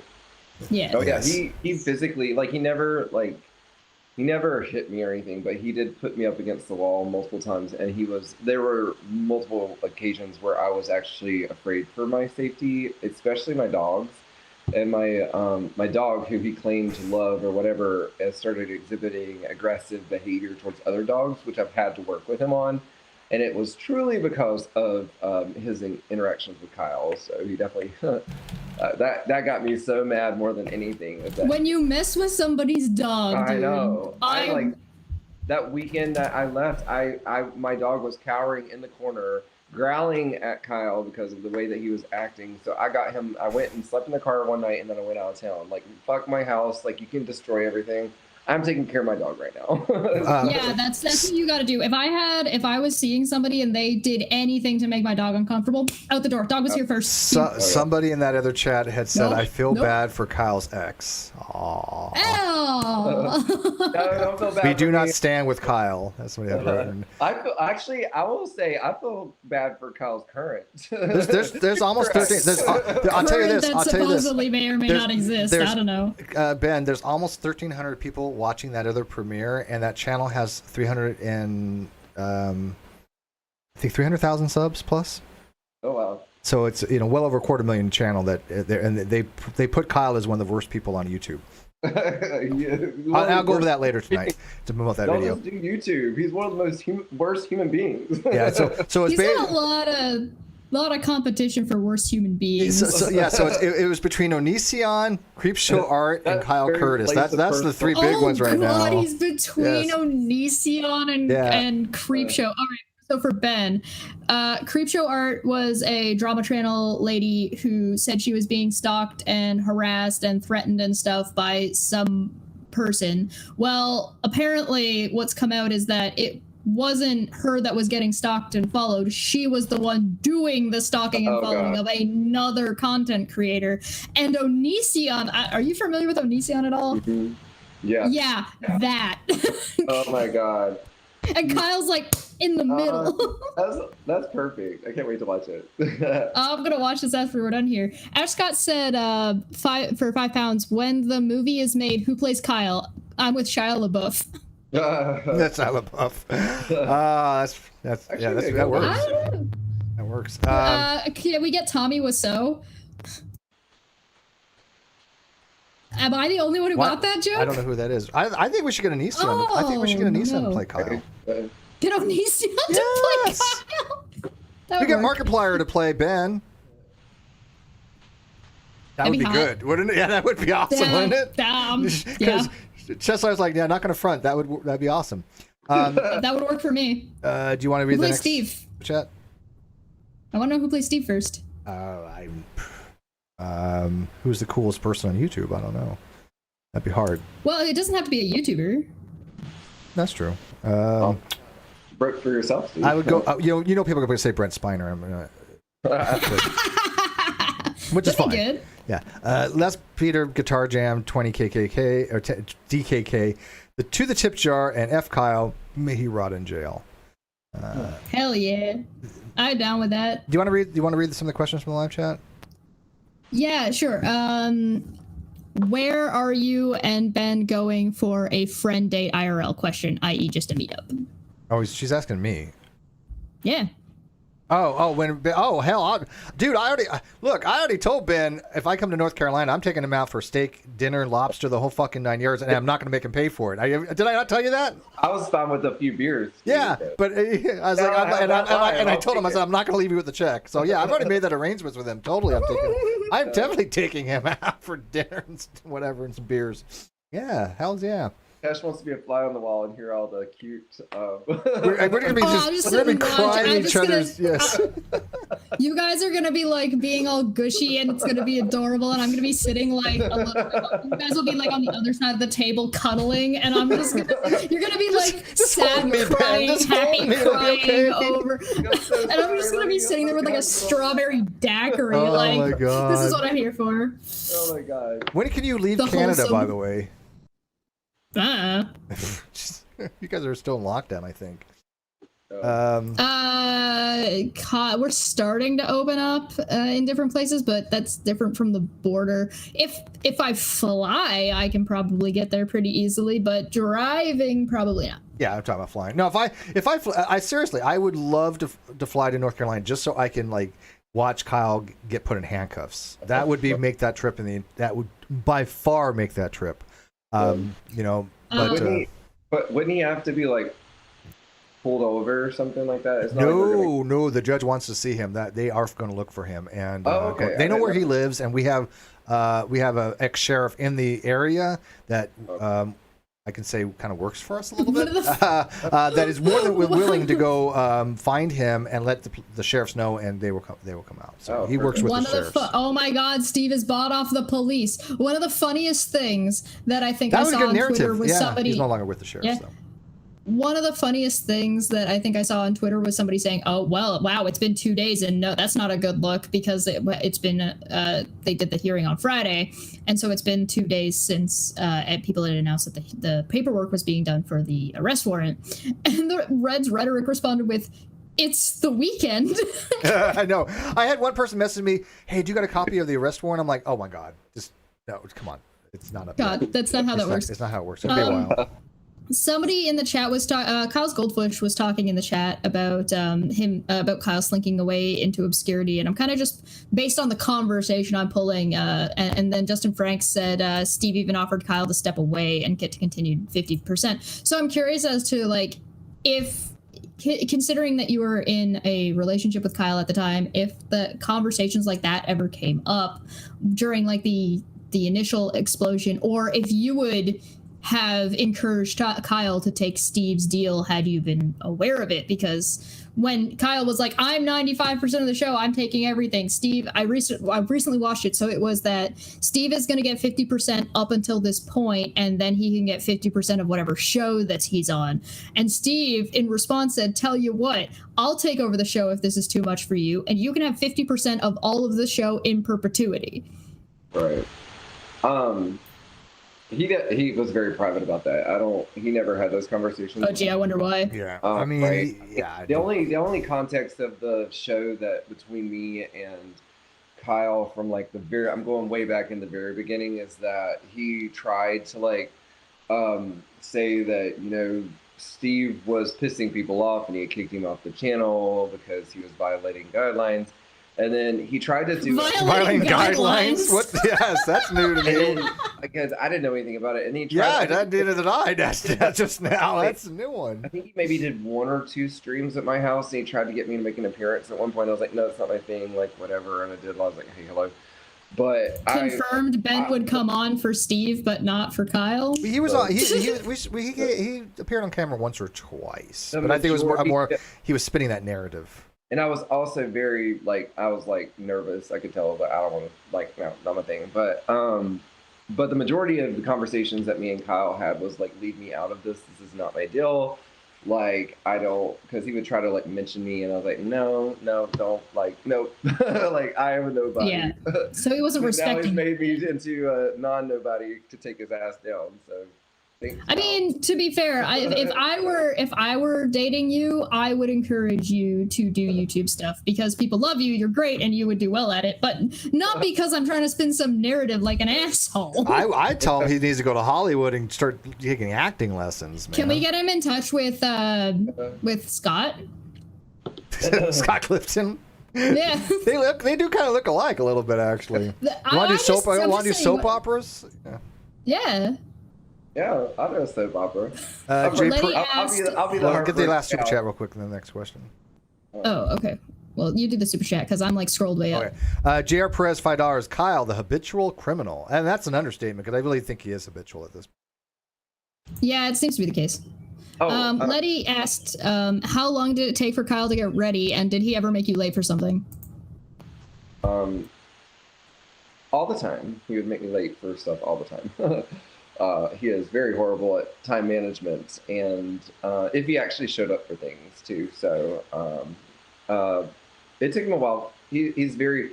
It took him forever to get his hair done, but then he was also doing drugs in between. So I don't know what all he was doing in the bathroom. Oh, we realized that firsthand. I mean, we know how long it took for him to do his hair. It was ridiculous, and that was not something we're just. It took a lot of unnecessary time in the bathroom, but I know it wasn't just getting ready. Yeah, we used to playfully comment about that, but there was a lot of truth to that. Present 99 for €20. Ben, dinner fun. Thank you, sir. Yes, no, like I said, I will be true. Yes. We'll figure out something. UK Pie asked. UK Pie asked, did Kyle ever try to contact you to change your statement about living with you? No. No, he tried to intimidate me, but it was that passive aggressiveness. He didn't mention or he never explicitly tried. He is kind of a puss, isn't he? Yeah. Aside from that first day, whenever this all exploded, and I was house sitting for my parents, and that's whenever I found out about the court situation. I was talking to Steve. Those messages that were brought up in the court, he was lying and saying that all those things. I was like, no, I never. No.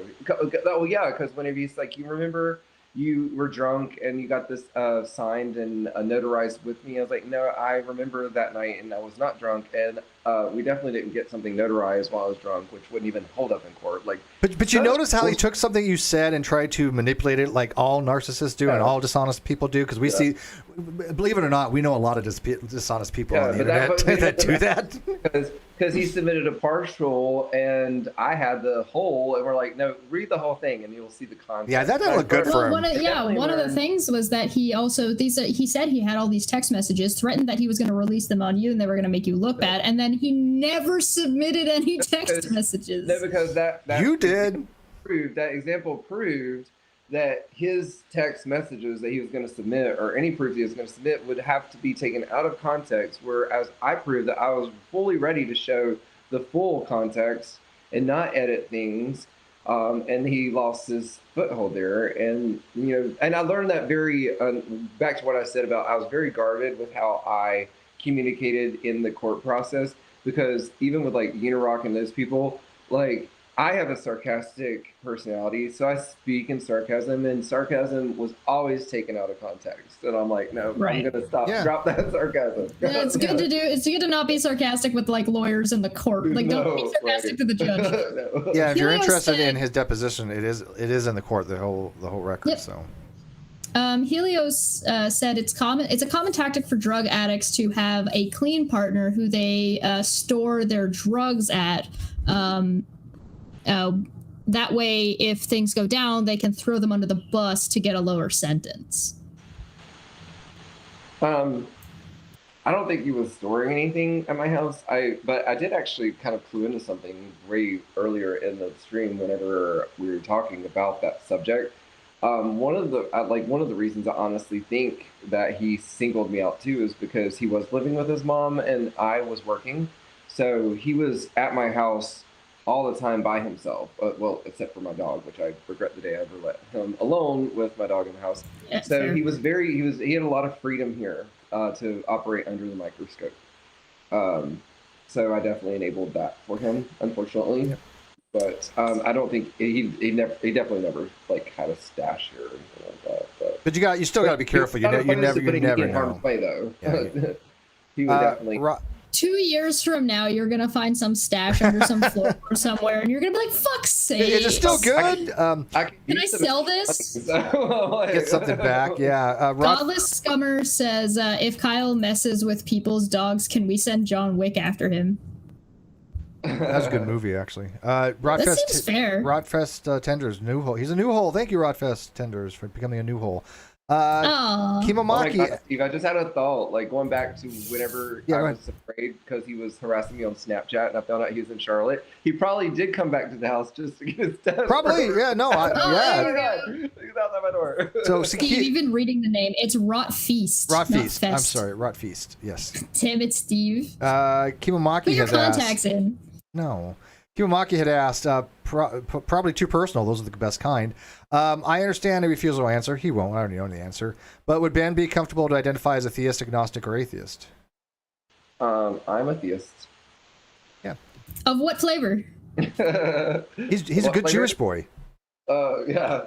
No, Stop answering for him, Steve. Let him speak for himself. Jewish. What are you? I'm kidding. So, You're just feeding him answers, Steve. This is why that people had issue with you feeding him answers for the court too. Yes, exactly. I was actually raised Southern Baptist, but I do not claim a denomination or anything. I'm a theist, so I don't like religion. I'm actually a theist who hates religion. So I think there's a lot of them. Yeah, it's not common. I think So you were raised that you're just a deist now, or do you have like a particular god that you tend to? Or I'm being nosy. Yeah, I have a particular God. I believe in the God of the Bible. I just think the Bible has been taken so far out of context and used for hate and stuff. So yeah. Yeah, that's totally. I get that. Mm-hmm. Yeah. I borderline agnosticism, but I feel like in my personal belief, I feel like there's so much more evidence for a God versus no God. But that's just my personal belief. So. And you don't have to adjust that to anybody but yourself. Yeah, I know. Right? Like, oh my God, I'm gonna live chat with a lot of atheists or like. I know, and look at he's hanging out with Steve, who's an agnostic. He doesn't get along with anybody, theist or atheist. Right. Jr. Perez $5 says, Steve, remember when Kyle said "sue me"? Those words are burned in my brain, man. Oh God. Sue me. I got a clip of it. Yeah, sue me. Sue me. He's like sitting back. Sue me. Okay. And he's like, oh, I'm all ready for anything that you come at me with, and then just panic. Sheer panic. That was the wrong move there, buddy. Yeah. I think I had a Mandela effect. 'Cause all this time I thought I kind of remember him saying "bad move, buddy," but he said "wrong move." He said "wrong move there, buddy." Is what he said. That was the wrong. That was move wrong there, move there, buddy. Yeah. And he was talking to Reds. He was talking to Reds. Asshole. By the way, Reds is you guys mentioned. getting together for a meal? Oh, go ahead. I was gonna say Reds is mentioned in that other video quite extensively, actually. So I'll send people. Oh, that's exciting. Watch. As one of the worst YouTubers? No. Maybe. Maybe. Go watch Tune In to find out if Reds is one. Tune in to find out. Of one of the worst YouTubers. And I love it when he gets upset. Like he definitely loves the F word. Oh, that would have been funny. You guys getting together for a meal and taking a photo will be great. You are allowed to send photos printed onto paper to prison, so you need to send Kyle a copy. Tagline #NoPK in prison. Oh, that would be even better. Even though I'd love to have like a nice meal with Ben, I think having a Burger King would be apropos. Get Burger King. Yeah.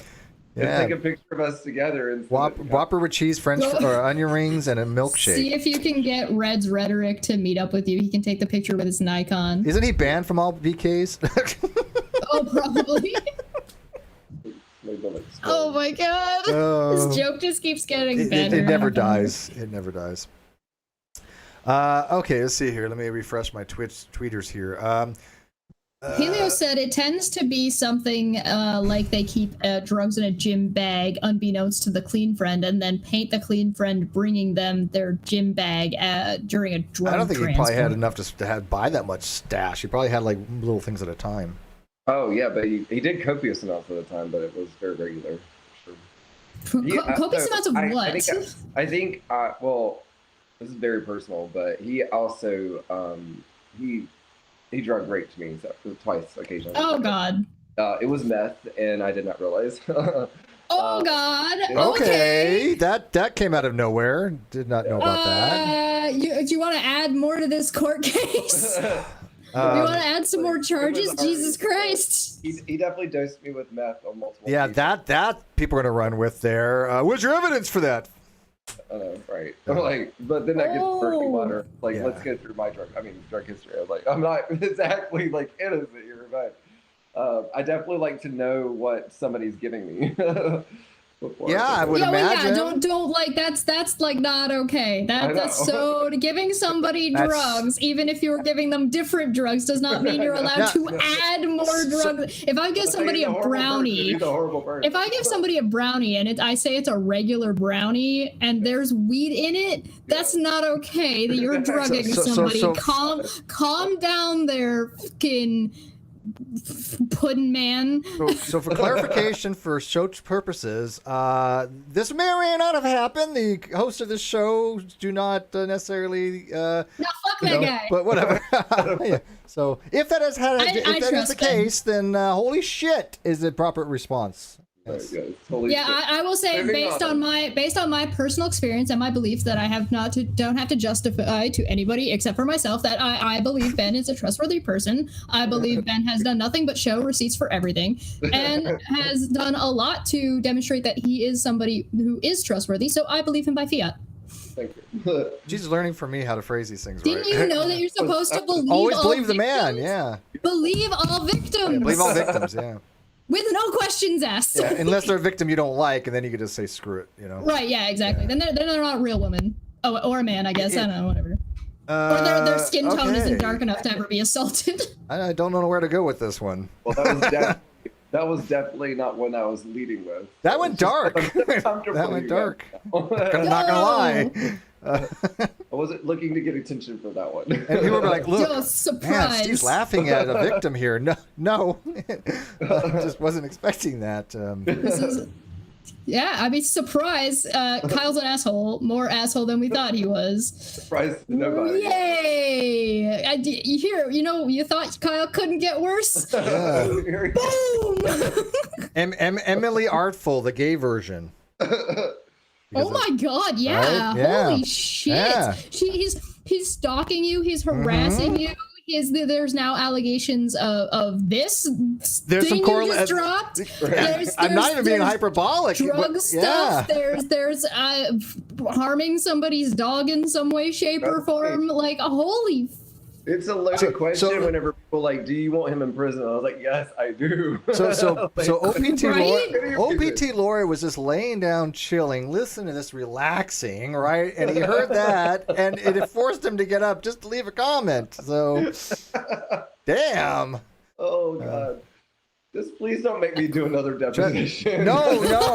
Hey, we didn't force you to do the first one, but it was holy shit. Yeah, they weren't expecting that, and I am really surprised that Kyle did show up for those depositions, but they were not expecting that, that to happen. And of course, all these people out there go, "Oh, look at this deposition. Steve's going to be deposed, and all this evidence is going to come out, and they get all the financials and blah blah." And none of that happened, obviously, because you and I knew the truth from the beginning. But well, and then there was that whole narrative that Unicock had about how I'd lied and that I ran off into the hills running and that I wasn't going to show up for the deposition. Oh, a dishonest lawyer on the internet said that I knew you were lying all along. Like, okay. I was like, really now? Okay. Because I was done arguing with you idiots on Twitter and deleted my account. That means I'm lying. Oh yeah, we got sick of that shit, right? Directly related to your behavior in a legal case, of course. Look at he's running from Twitter. Kyle, therefore, he was like implications proved his of inserting myself in a legal case, right? And then you stopped people from harassing you on Twitter. Didn't you know that they're entitled to harass you on Twitter? What are you talking about? Right. RNGD Gaming said, question, did Kyle ever have a fanny pack? I know it would be in the 1980s, but that's where most people stored drugs. No, he had tons of book bags though. Book bags upon book bags upon book bags.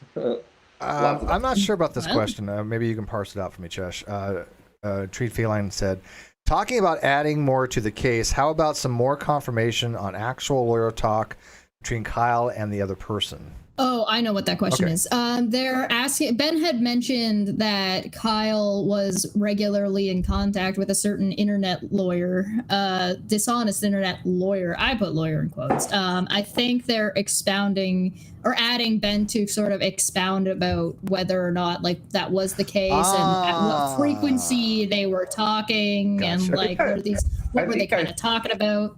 I think I told somebody before, but like once again, like that was his thing. It wasn't mine. But then there was at one point, it was our relationship was personally come to an explosion, and I was like 1 foot out trying to get him to see that I was kind of over the situation. But anyways, he was trying to make it right for me and like trying to be over the top. You know, once again, like grandiose, pie in the sky. And we had plans one day to do something like fun and kind of rekindle that flame or whatever. And it was the day that he found out that about how the default judgment and that Steve had won. And so he was getting what did you expect? He was getting messages from KC, his friends and stuff like, oh my God, did you hear what happened? And so he gets on. And so like the whole day was ruined because then he spent the entire rest of the day in my extra bedroom on his computer, and he kept taking calls, and I was just like, Gino, like what's going on? Like, who are you talking to? And it was Nate the lawyer is who he would mention. And he's like, Nate's got this great idea of how I can get out of this, yada yada. Can you say that again? Wait. People in the back. Everybody in the live chat. Everybody in the live chat, just pause for a second. What? Say that again. He was talking to Nate.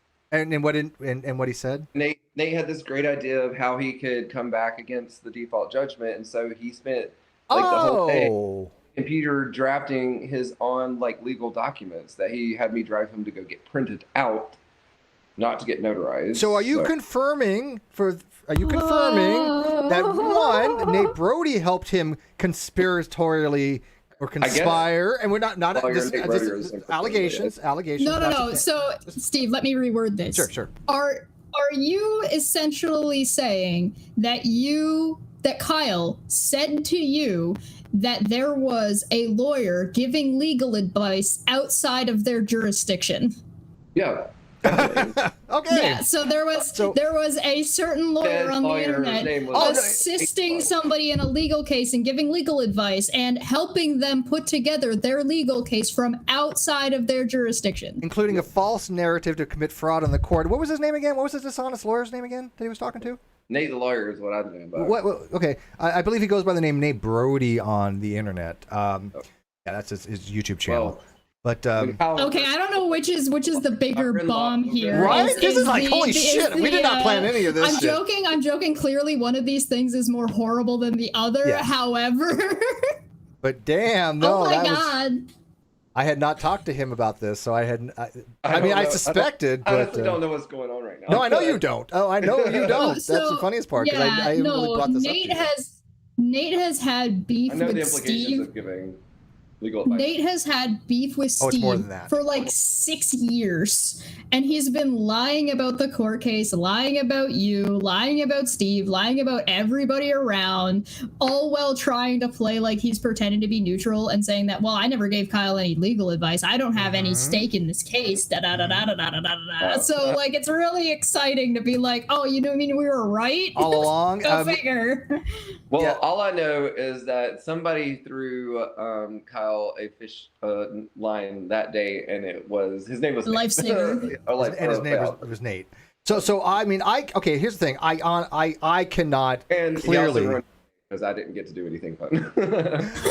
I cannot clearly make the claim that Nate was the one that came up with this idea to have Kyle commit fraud on the court and change everything. I can't make that honestly claim clearly. However, I think it's beyond any doubt that he was in communication with Nate. He had mentioned Nate in the transcripts. We know Nate gave him a video of dishonest, edited, out of context video to try to perpetrate this narrative that I had incorrectly served him at an old address just to get a default judgment on him, which is bullshit. Nobody ever does that. So I think this is more than enough clarification to say I think it is highly likely that either Nate did come up with this idea, or at least they came up with it together. I am safely confident that I believe this. I cannot state this as fact. This is obviously my supposition and my own personal opinion. It's probably a mutual thing, because two dumb fucks talking together. It was like, oh, we have at least half a brain thought that will work here. My two last now brain people are going to be like, oh, cells. well, it's just Ben's word. Yeah, sure, I get that. But I mean, it all makes sense. I'm gonna take Ben's word about something Kyle said absolutely. pretty on face value. Absolutely, especially when point. it lines up with literally everything else we've seen. This isn't like just Ben's word. This is Nate releasing information from that Kyle was submitting to the court before the court had it.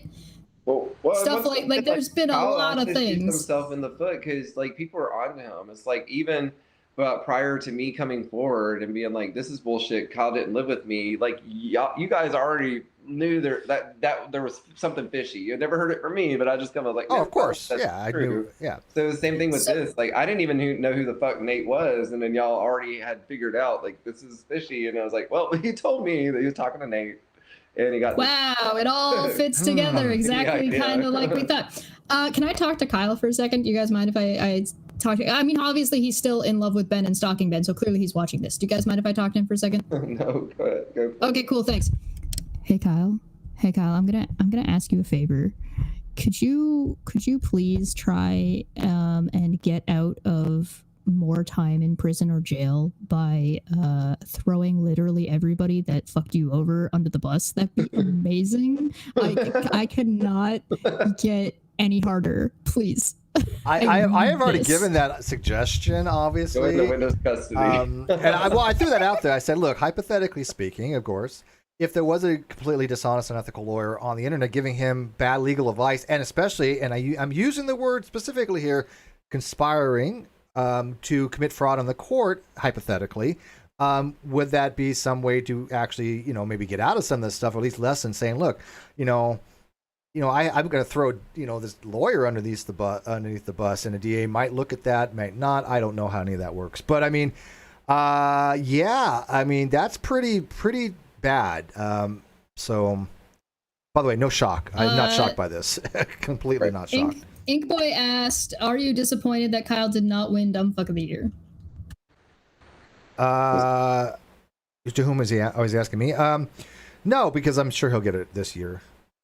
If there is one. If there is one. Yeah, no, I don't. Okay, I don't think there is one. If there is one, but it won't be voted. I don't think. I really like this. He did win.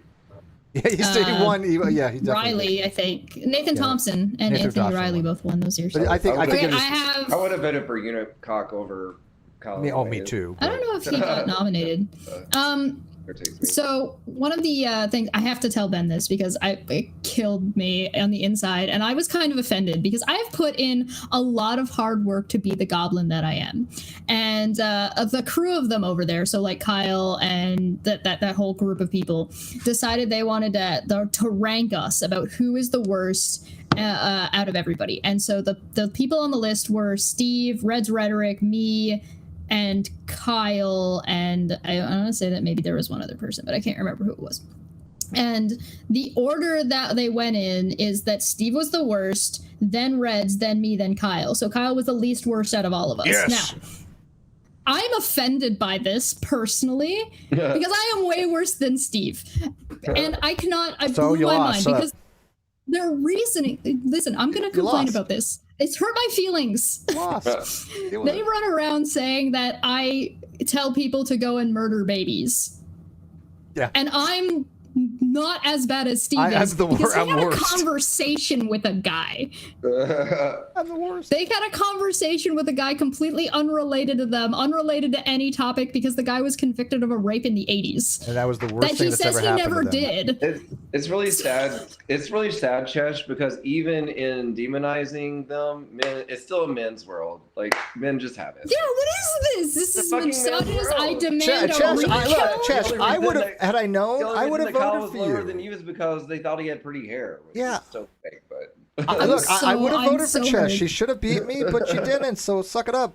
I put in so much work to be like so much effort for nothing. Person.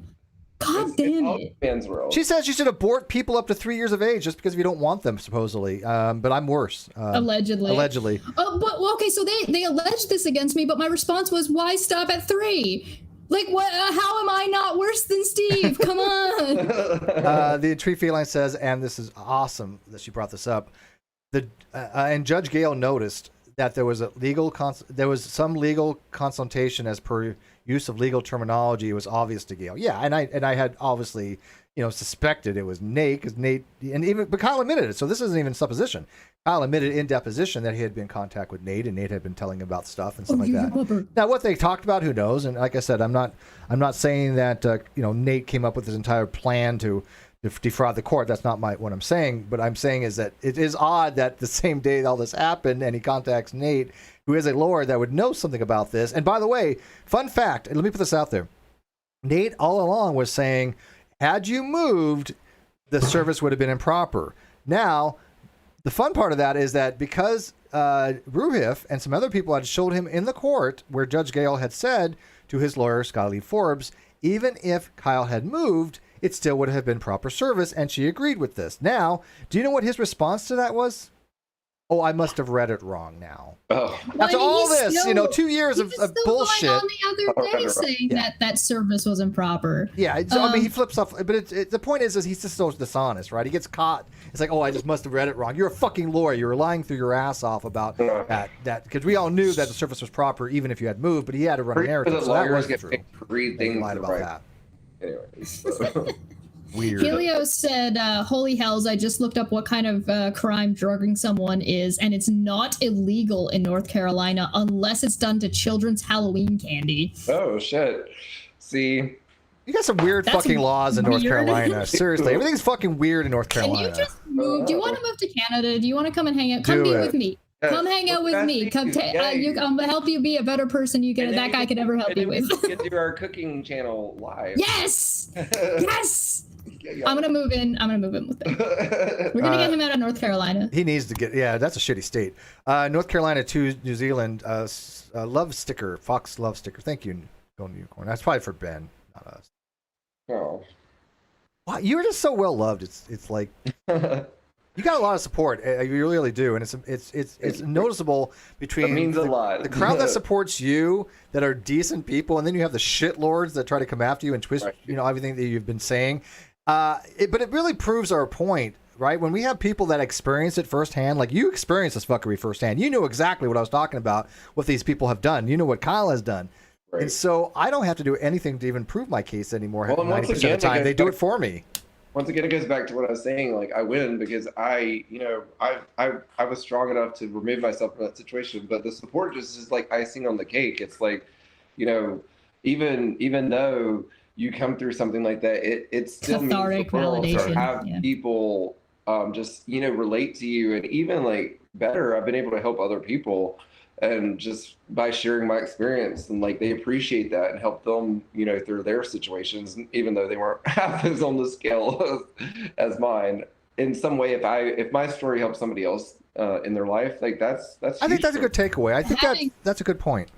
Having good friends and having a good support system is really helpful, particularly when you're going through stuff like this. I imagine that had Ben been working with Kyle and we all abandoned Steve because we like Ben, Steve would have had a really hard time without like people like Boole and people in the chat here that have been like so supportive throughout like this strenuous process. It's funny because like it's a running joke amongst my friends. There's two big suggestions within my group of people. of two things that should come from my relationship with Kyle. One of them is that I need to start doing stand-up comedy because I have so many jokes. Yeah, fair. Why not? Do And it. then the other one is that I need to write a book, and it's like a self-help, like, what is Why it not like? both? Right, exactly.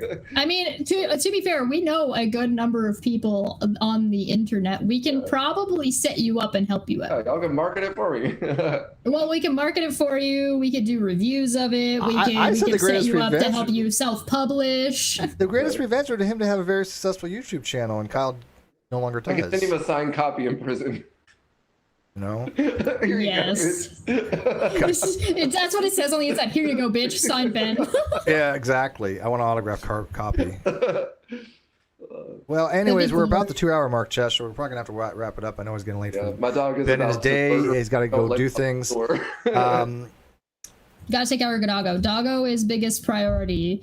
He's So yeah, don't he's screw with facing the people's table. dogs. He's like, Oh, let me out. got the zoomies. Yeah.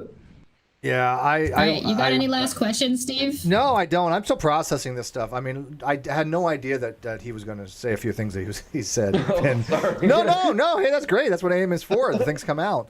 And by the way, When you tell the truth, you don't have to worry about remembering what you lied about. I want to make sure in no I way. wonder how many people are going to be like, is he lying about that? Because they totally. Oh, I believe everything you say at this point. You could literally tell me that aliens have visited you, and I would just be like, okay, cool, I believe you. But you know, I do not want to make light of what happened to you. That even though it may not technically be a crime in North Carolina, it is a moral atrocity. It is repugnant what Kyle has put you through and done to you, and I'm not in any way making light of that. And unfortunately, we do obviously use humor to cope with these things, and we all have a dark sense of humor.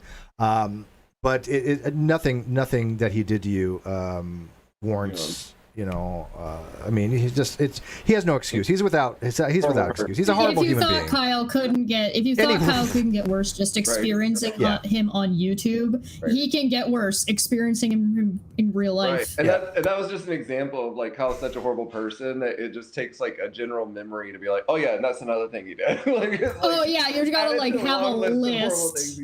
This is like, oh, it's like Trumpism, right? It's like there's so much bad shit that just keeps coming and coming and coming that you've forgotten about. Like, oh yeah, he said that thing about that Stormy Daniels lady. Right? Yeah, it's expected anymore. It's like you're going down the list. It's like, oh, here's a big one. All right, so Chesh, you got anything coming up? Want to promote anything real quick?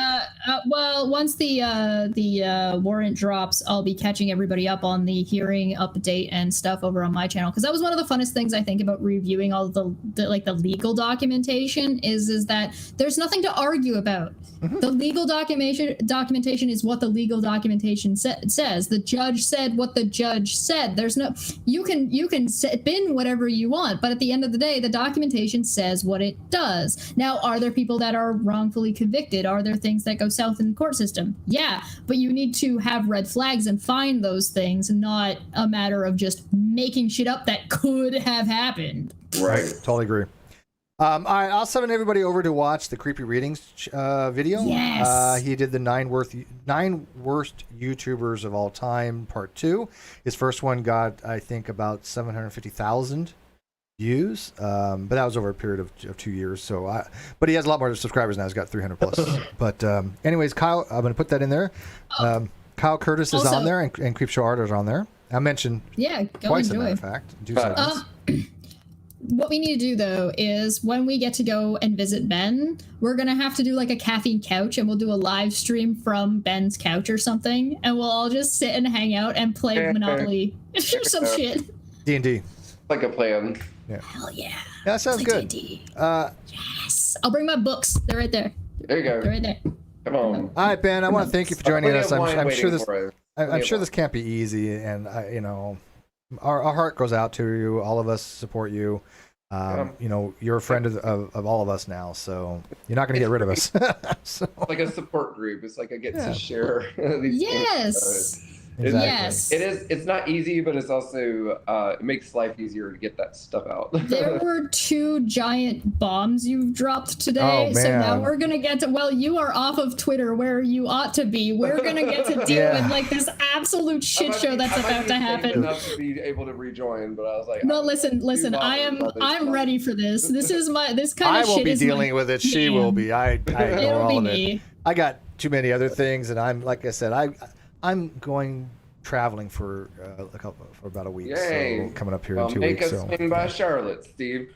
You know, I almost had a layover in North Carolina. I also one in Seattle too, because I know Ben wants to hang out. But if you do, I'll come. Yeah, meet no, you there. one of these days. Sure. It's definitely on the table. All right, guys, thanks for I'm gonna watching come this. visit. Bye, Go guys. ahead. Okay. I was gonna say next week, Josh, we have our own AMA. It seems. Yeah, you can ask us You can about ask us this. anything. Yeah, anything you want. We don't give a shit. Yeah, we don't care what you ask us. We answer. That one will be call-in. Yeah, that'll be. Well, you can see why we didn't do a call-in with this. There was just so much to talk about and so much to go over. And I'm sure we're going to get to do another one at some point. Maybe, hopefully, Ben will join us on the Non Sequitur show when we have our big "fuck you, Kyle's in jail" party. Sounds like a plan to me. All right. All right. Bye, guys. Bye, guys. Good night. Thanks for calling. Bye.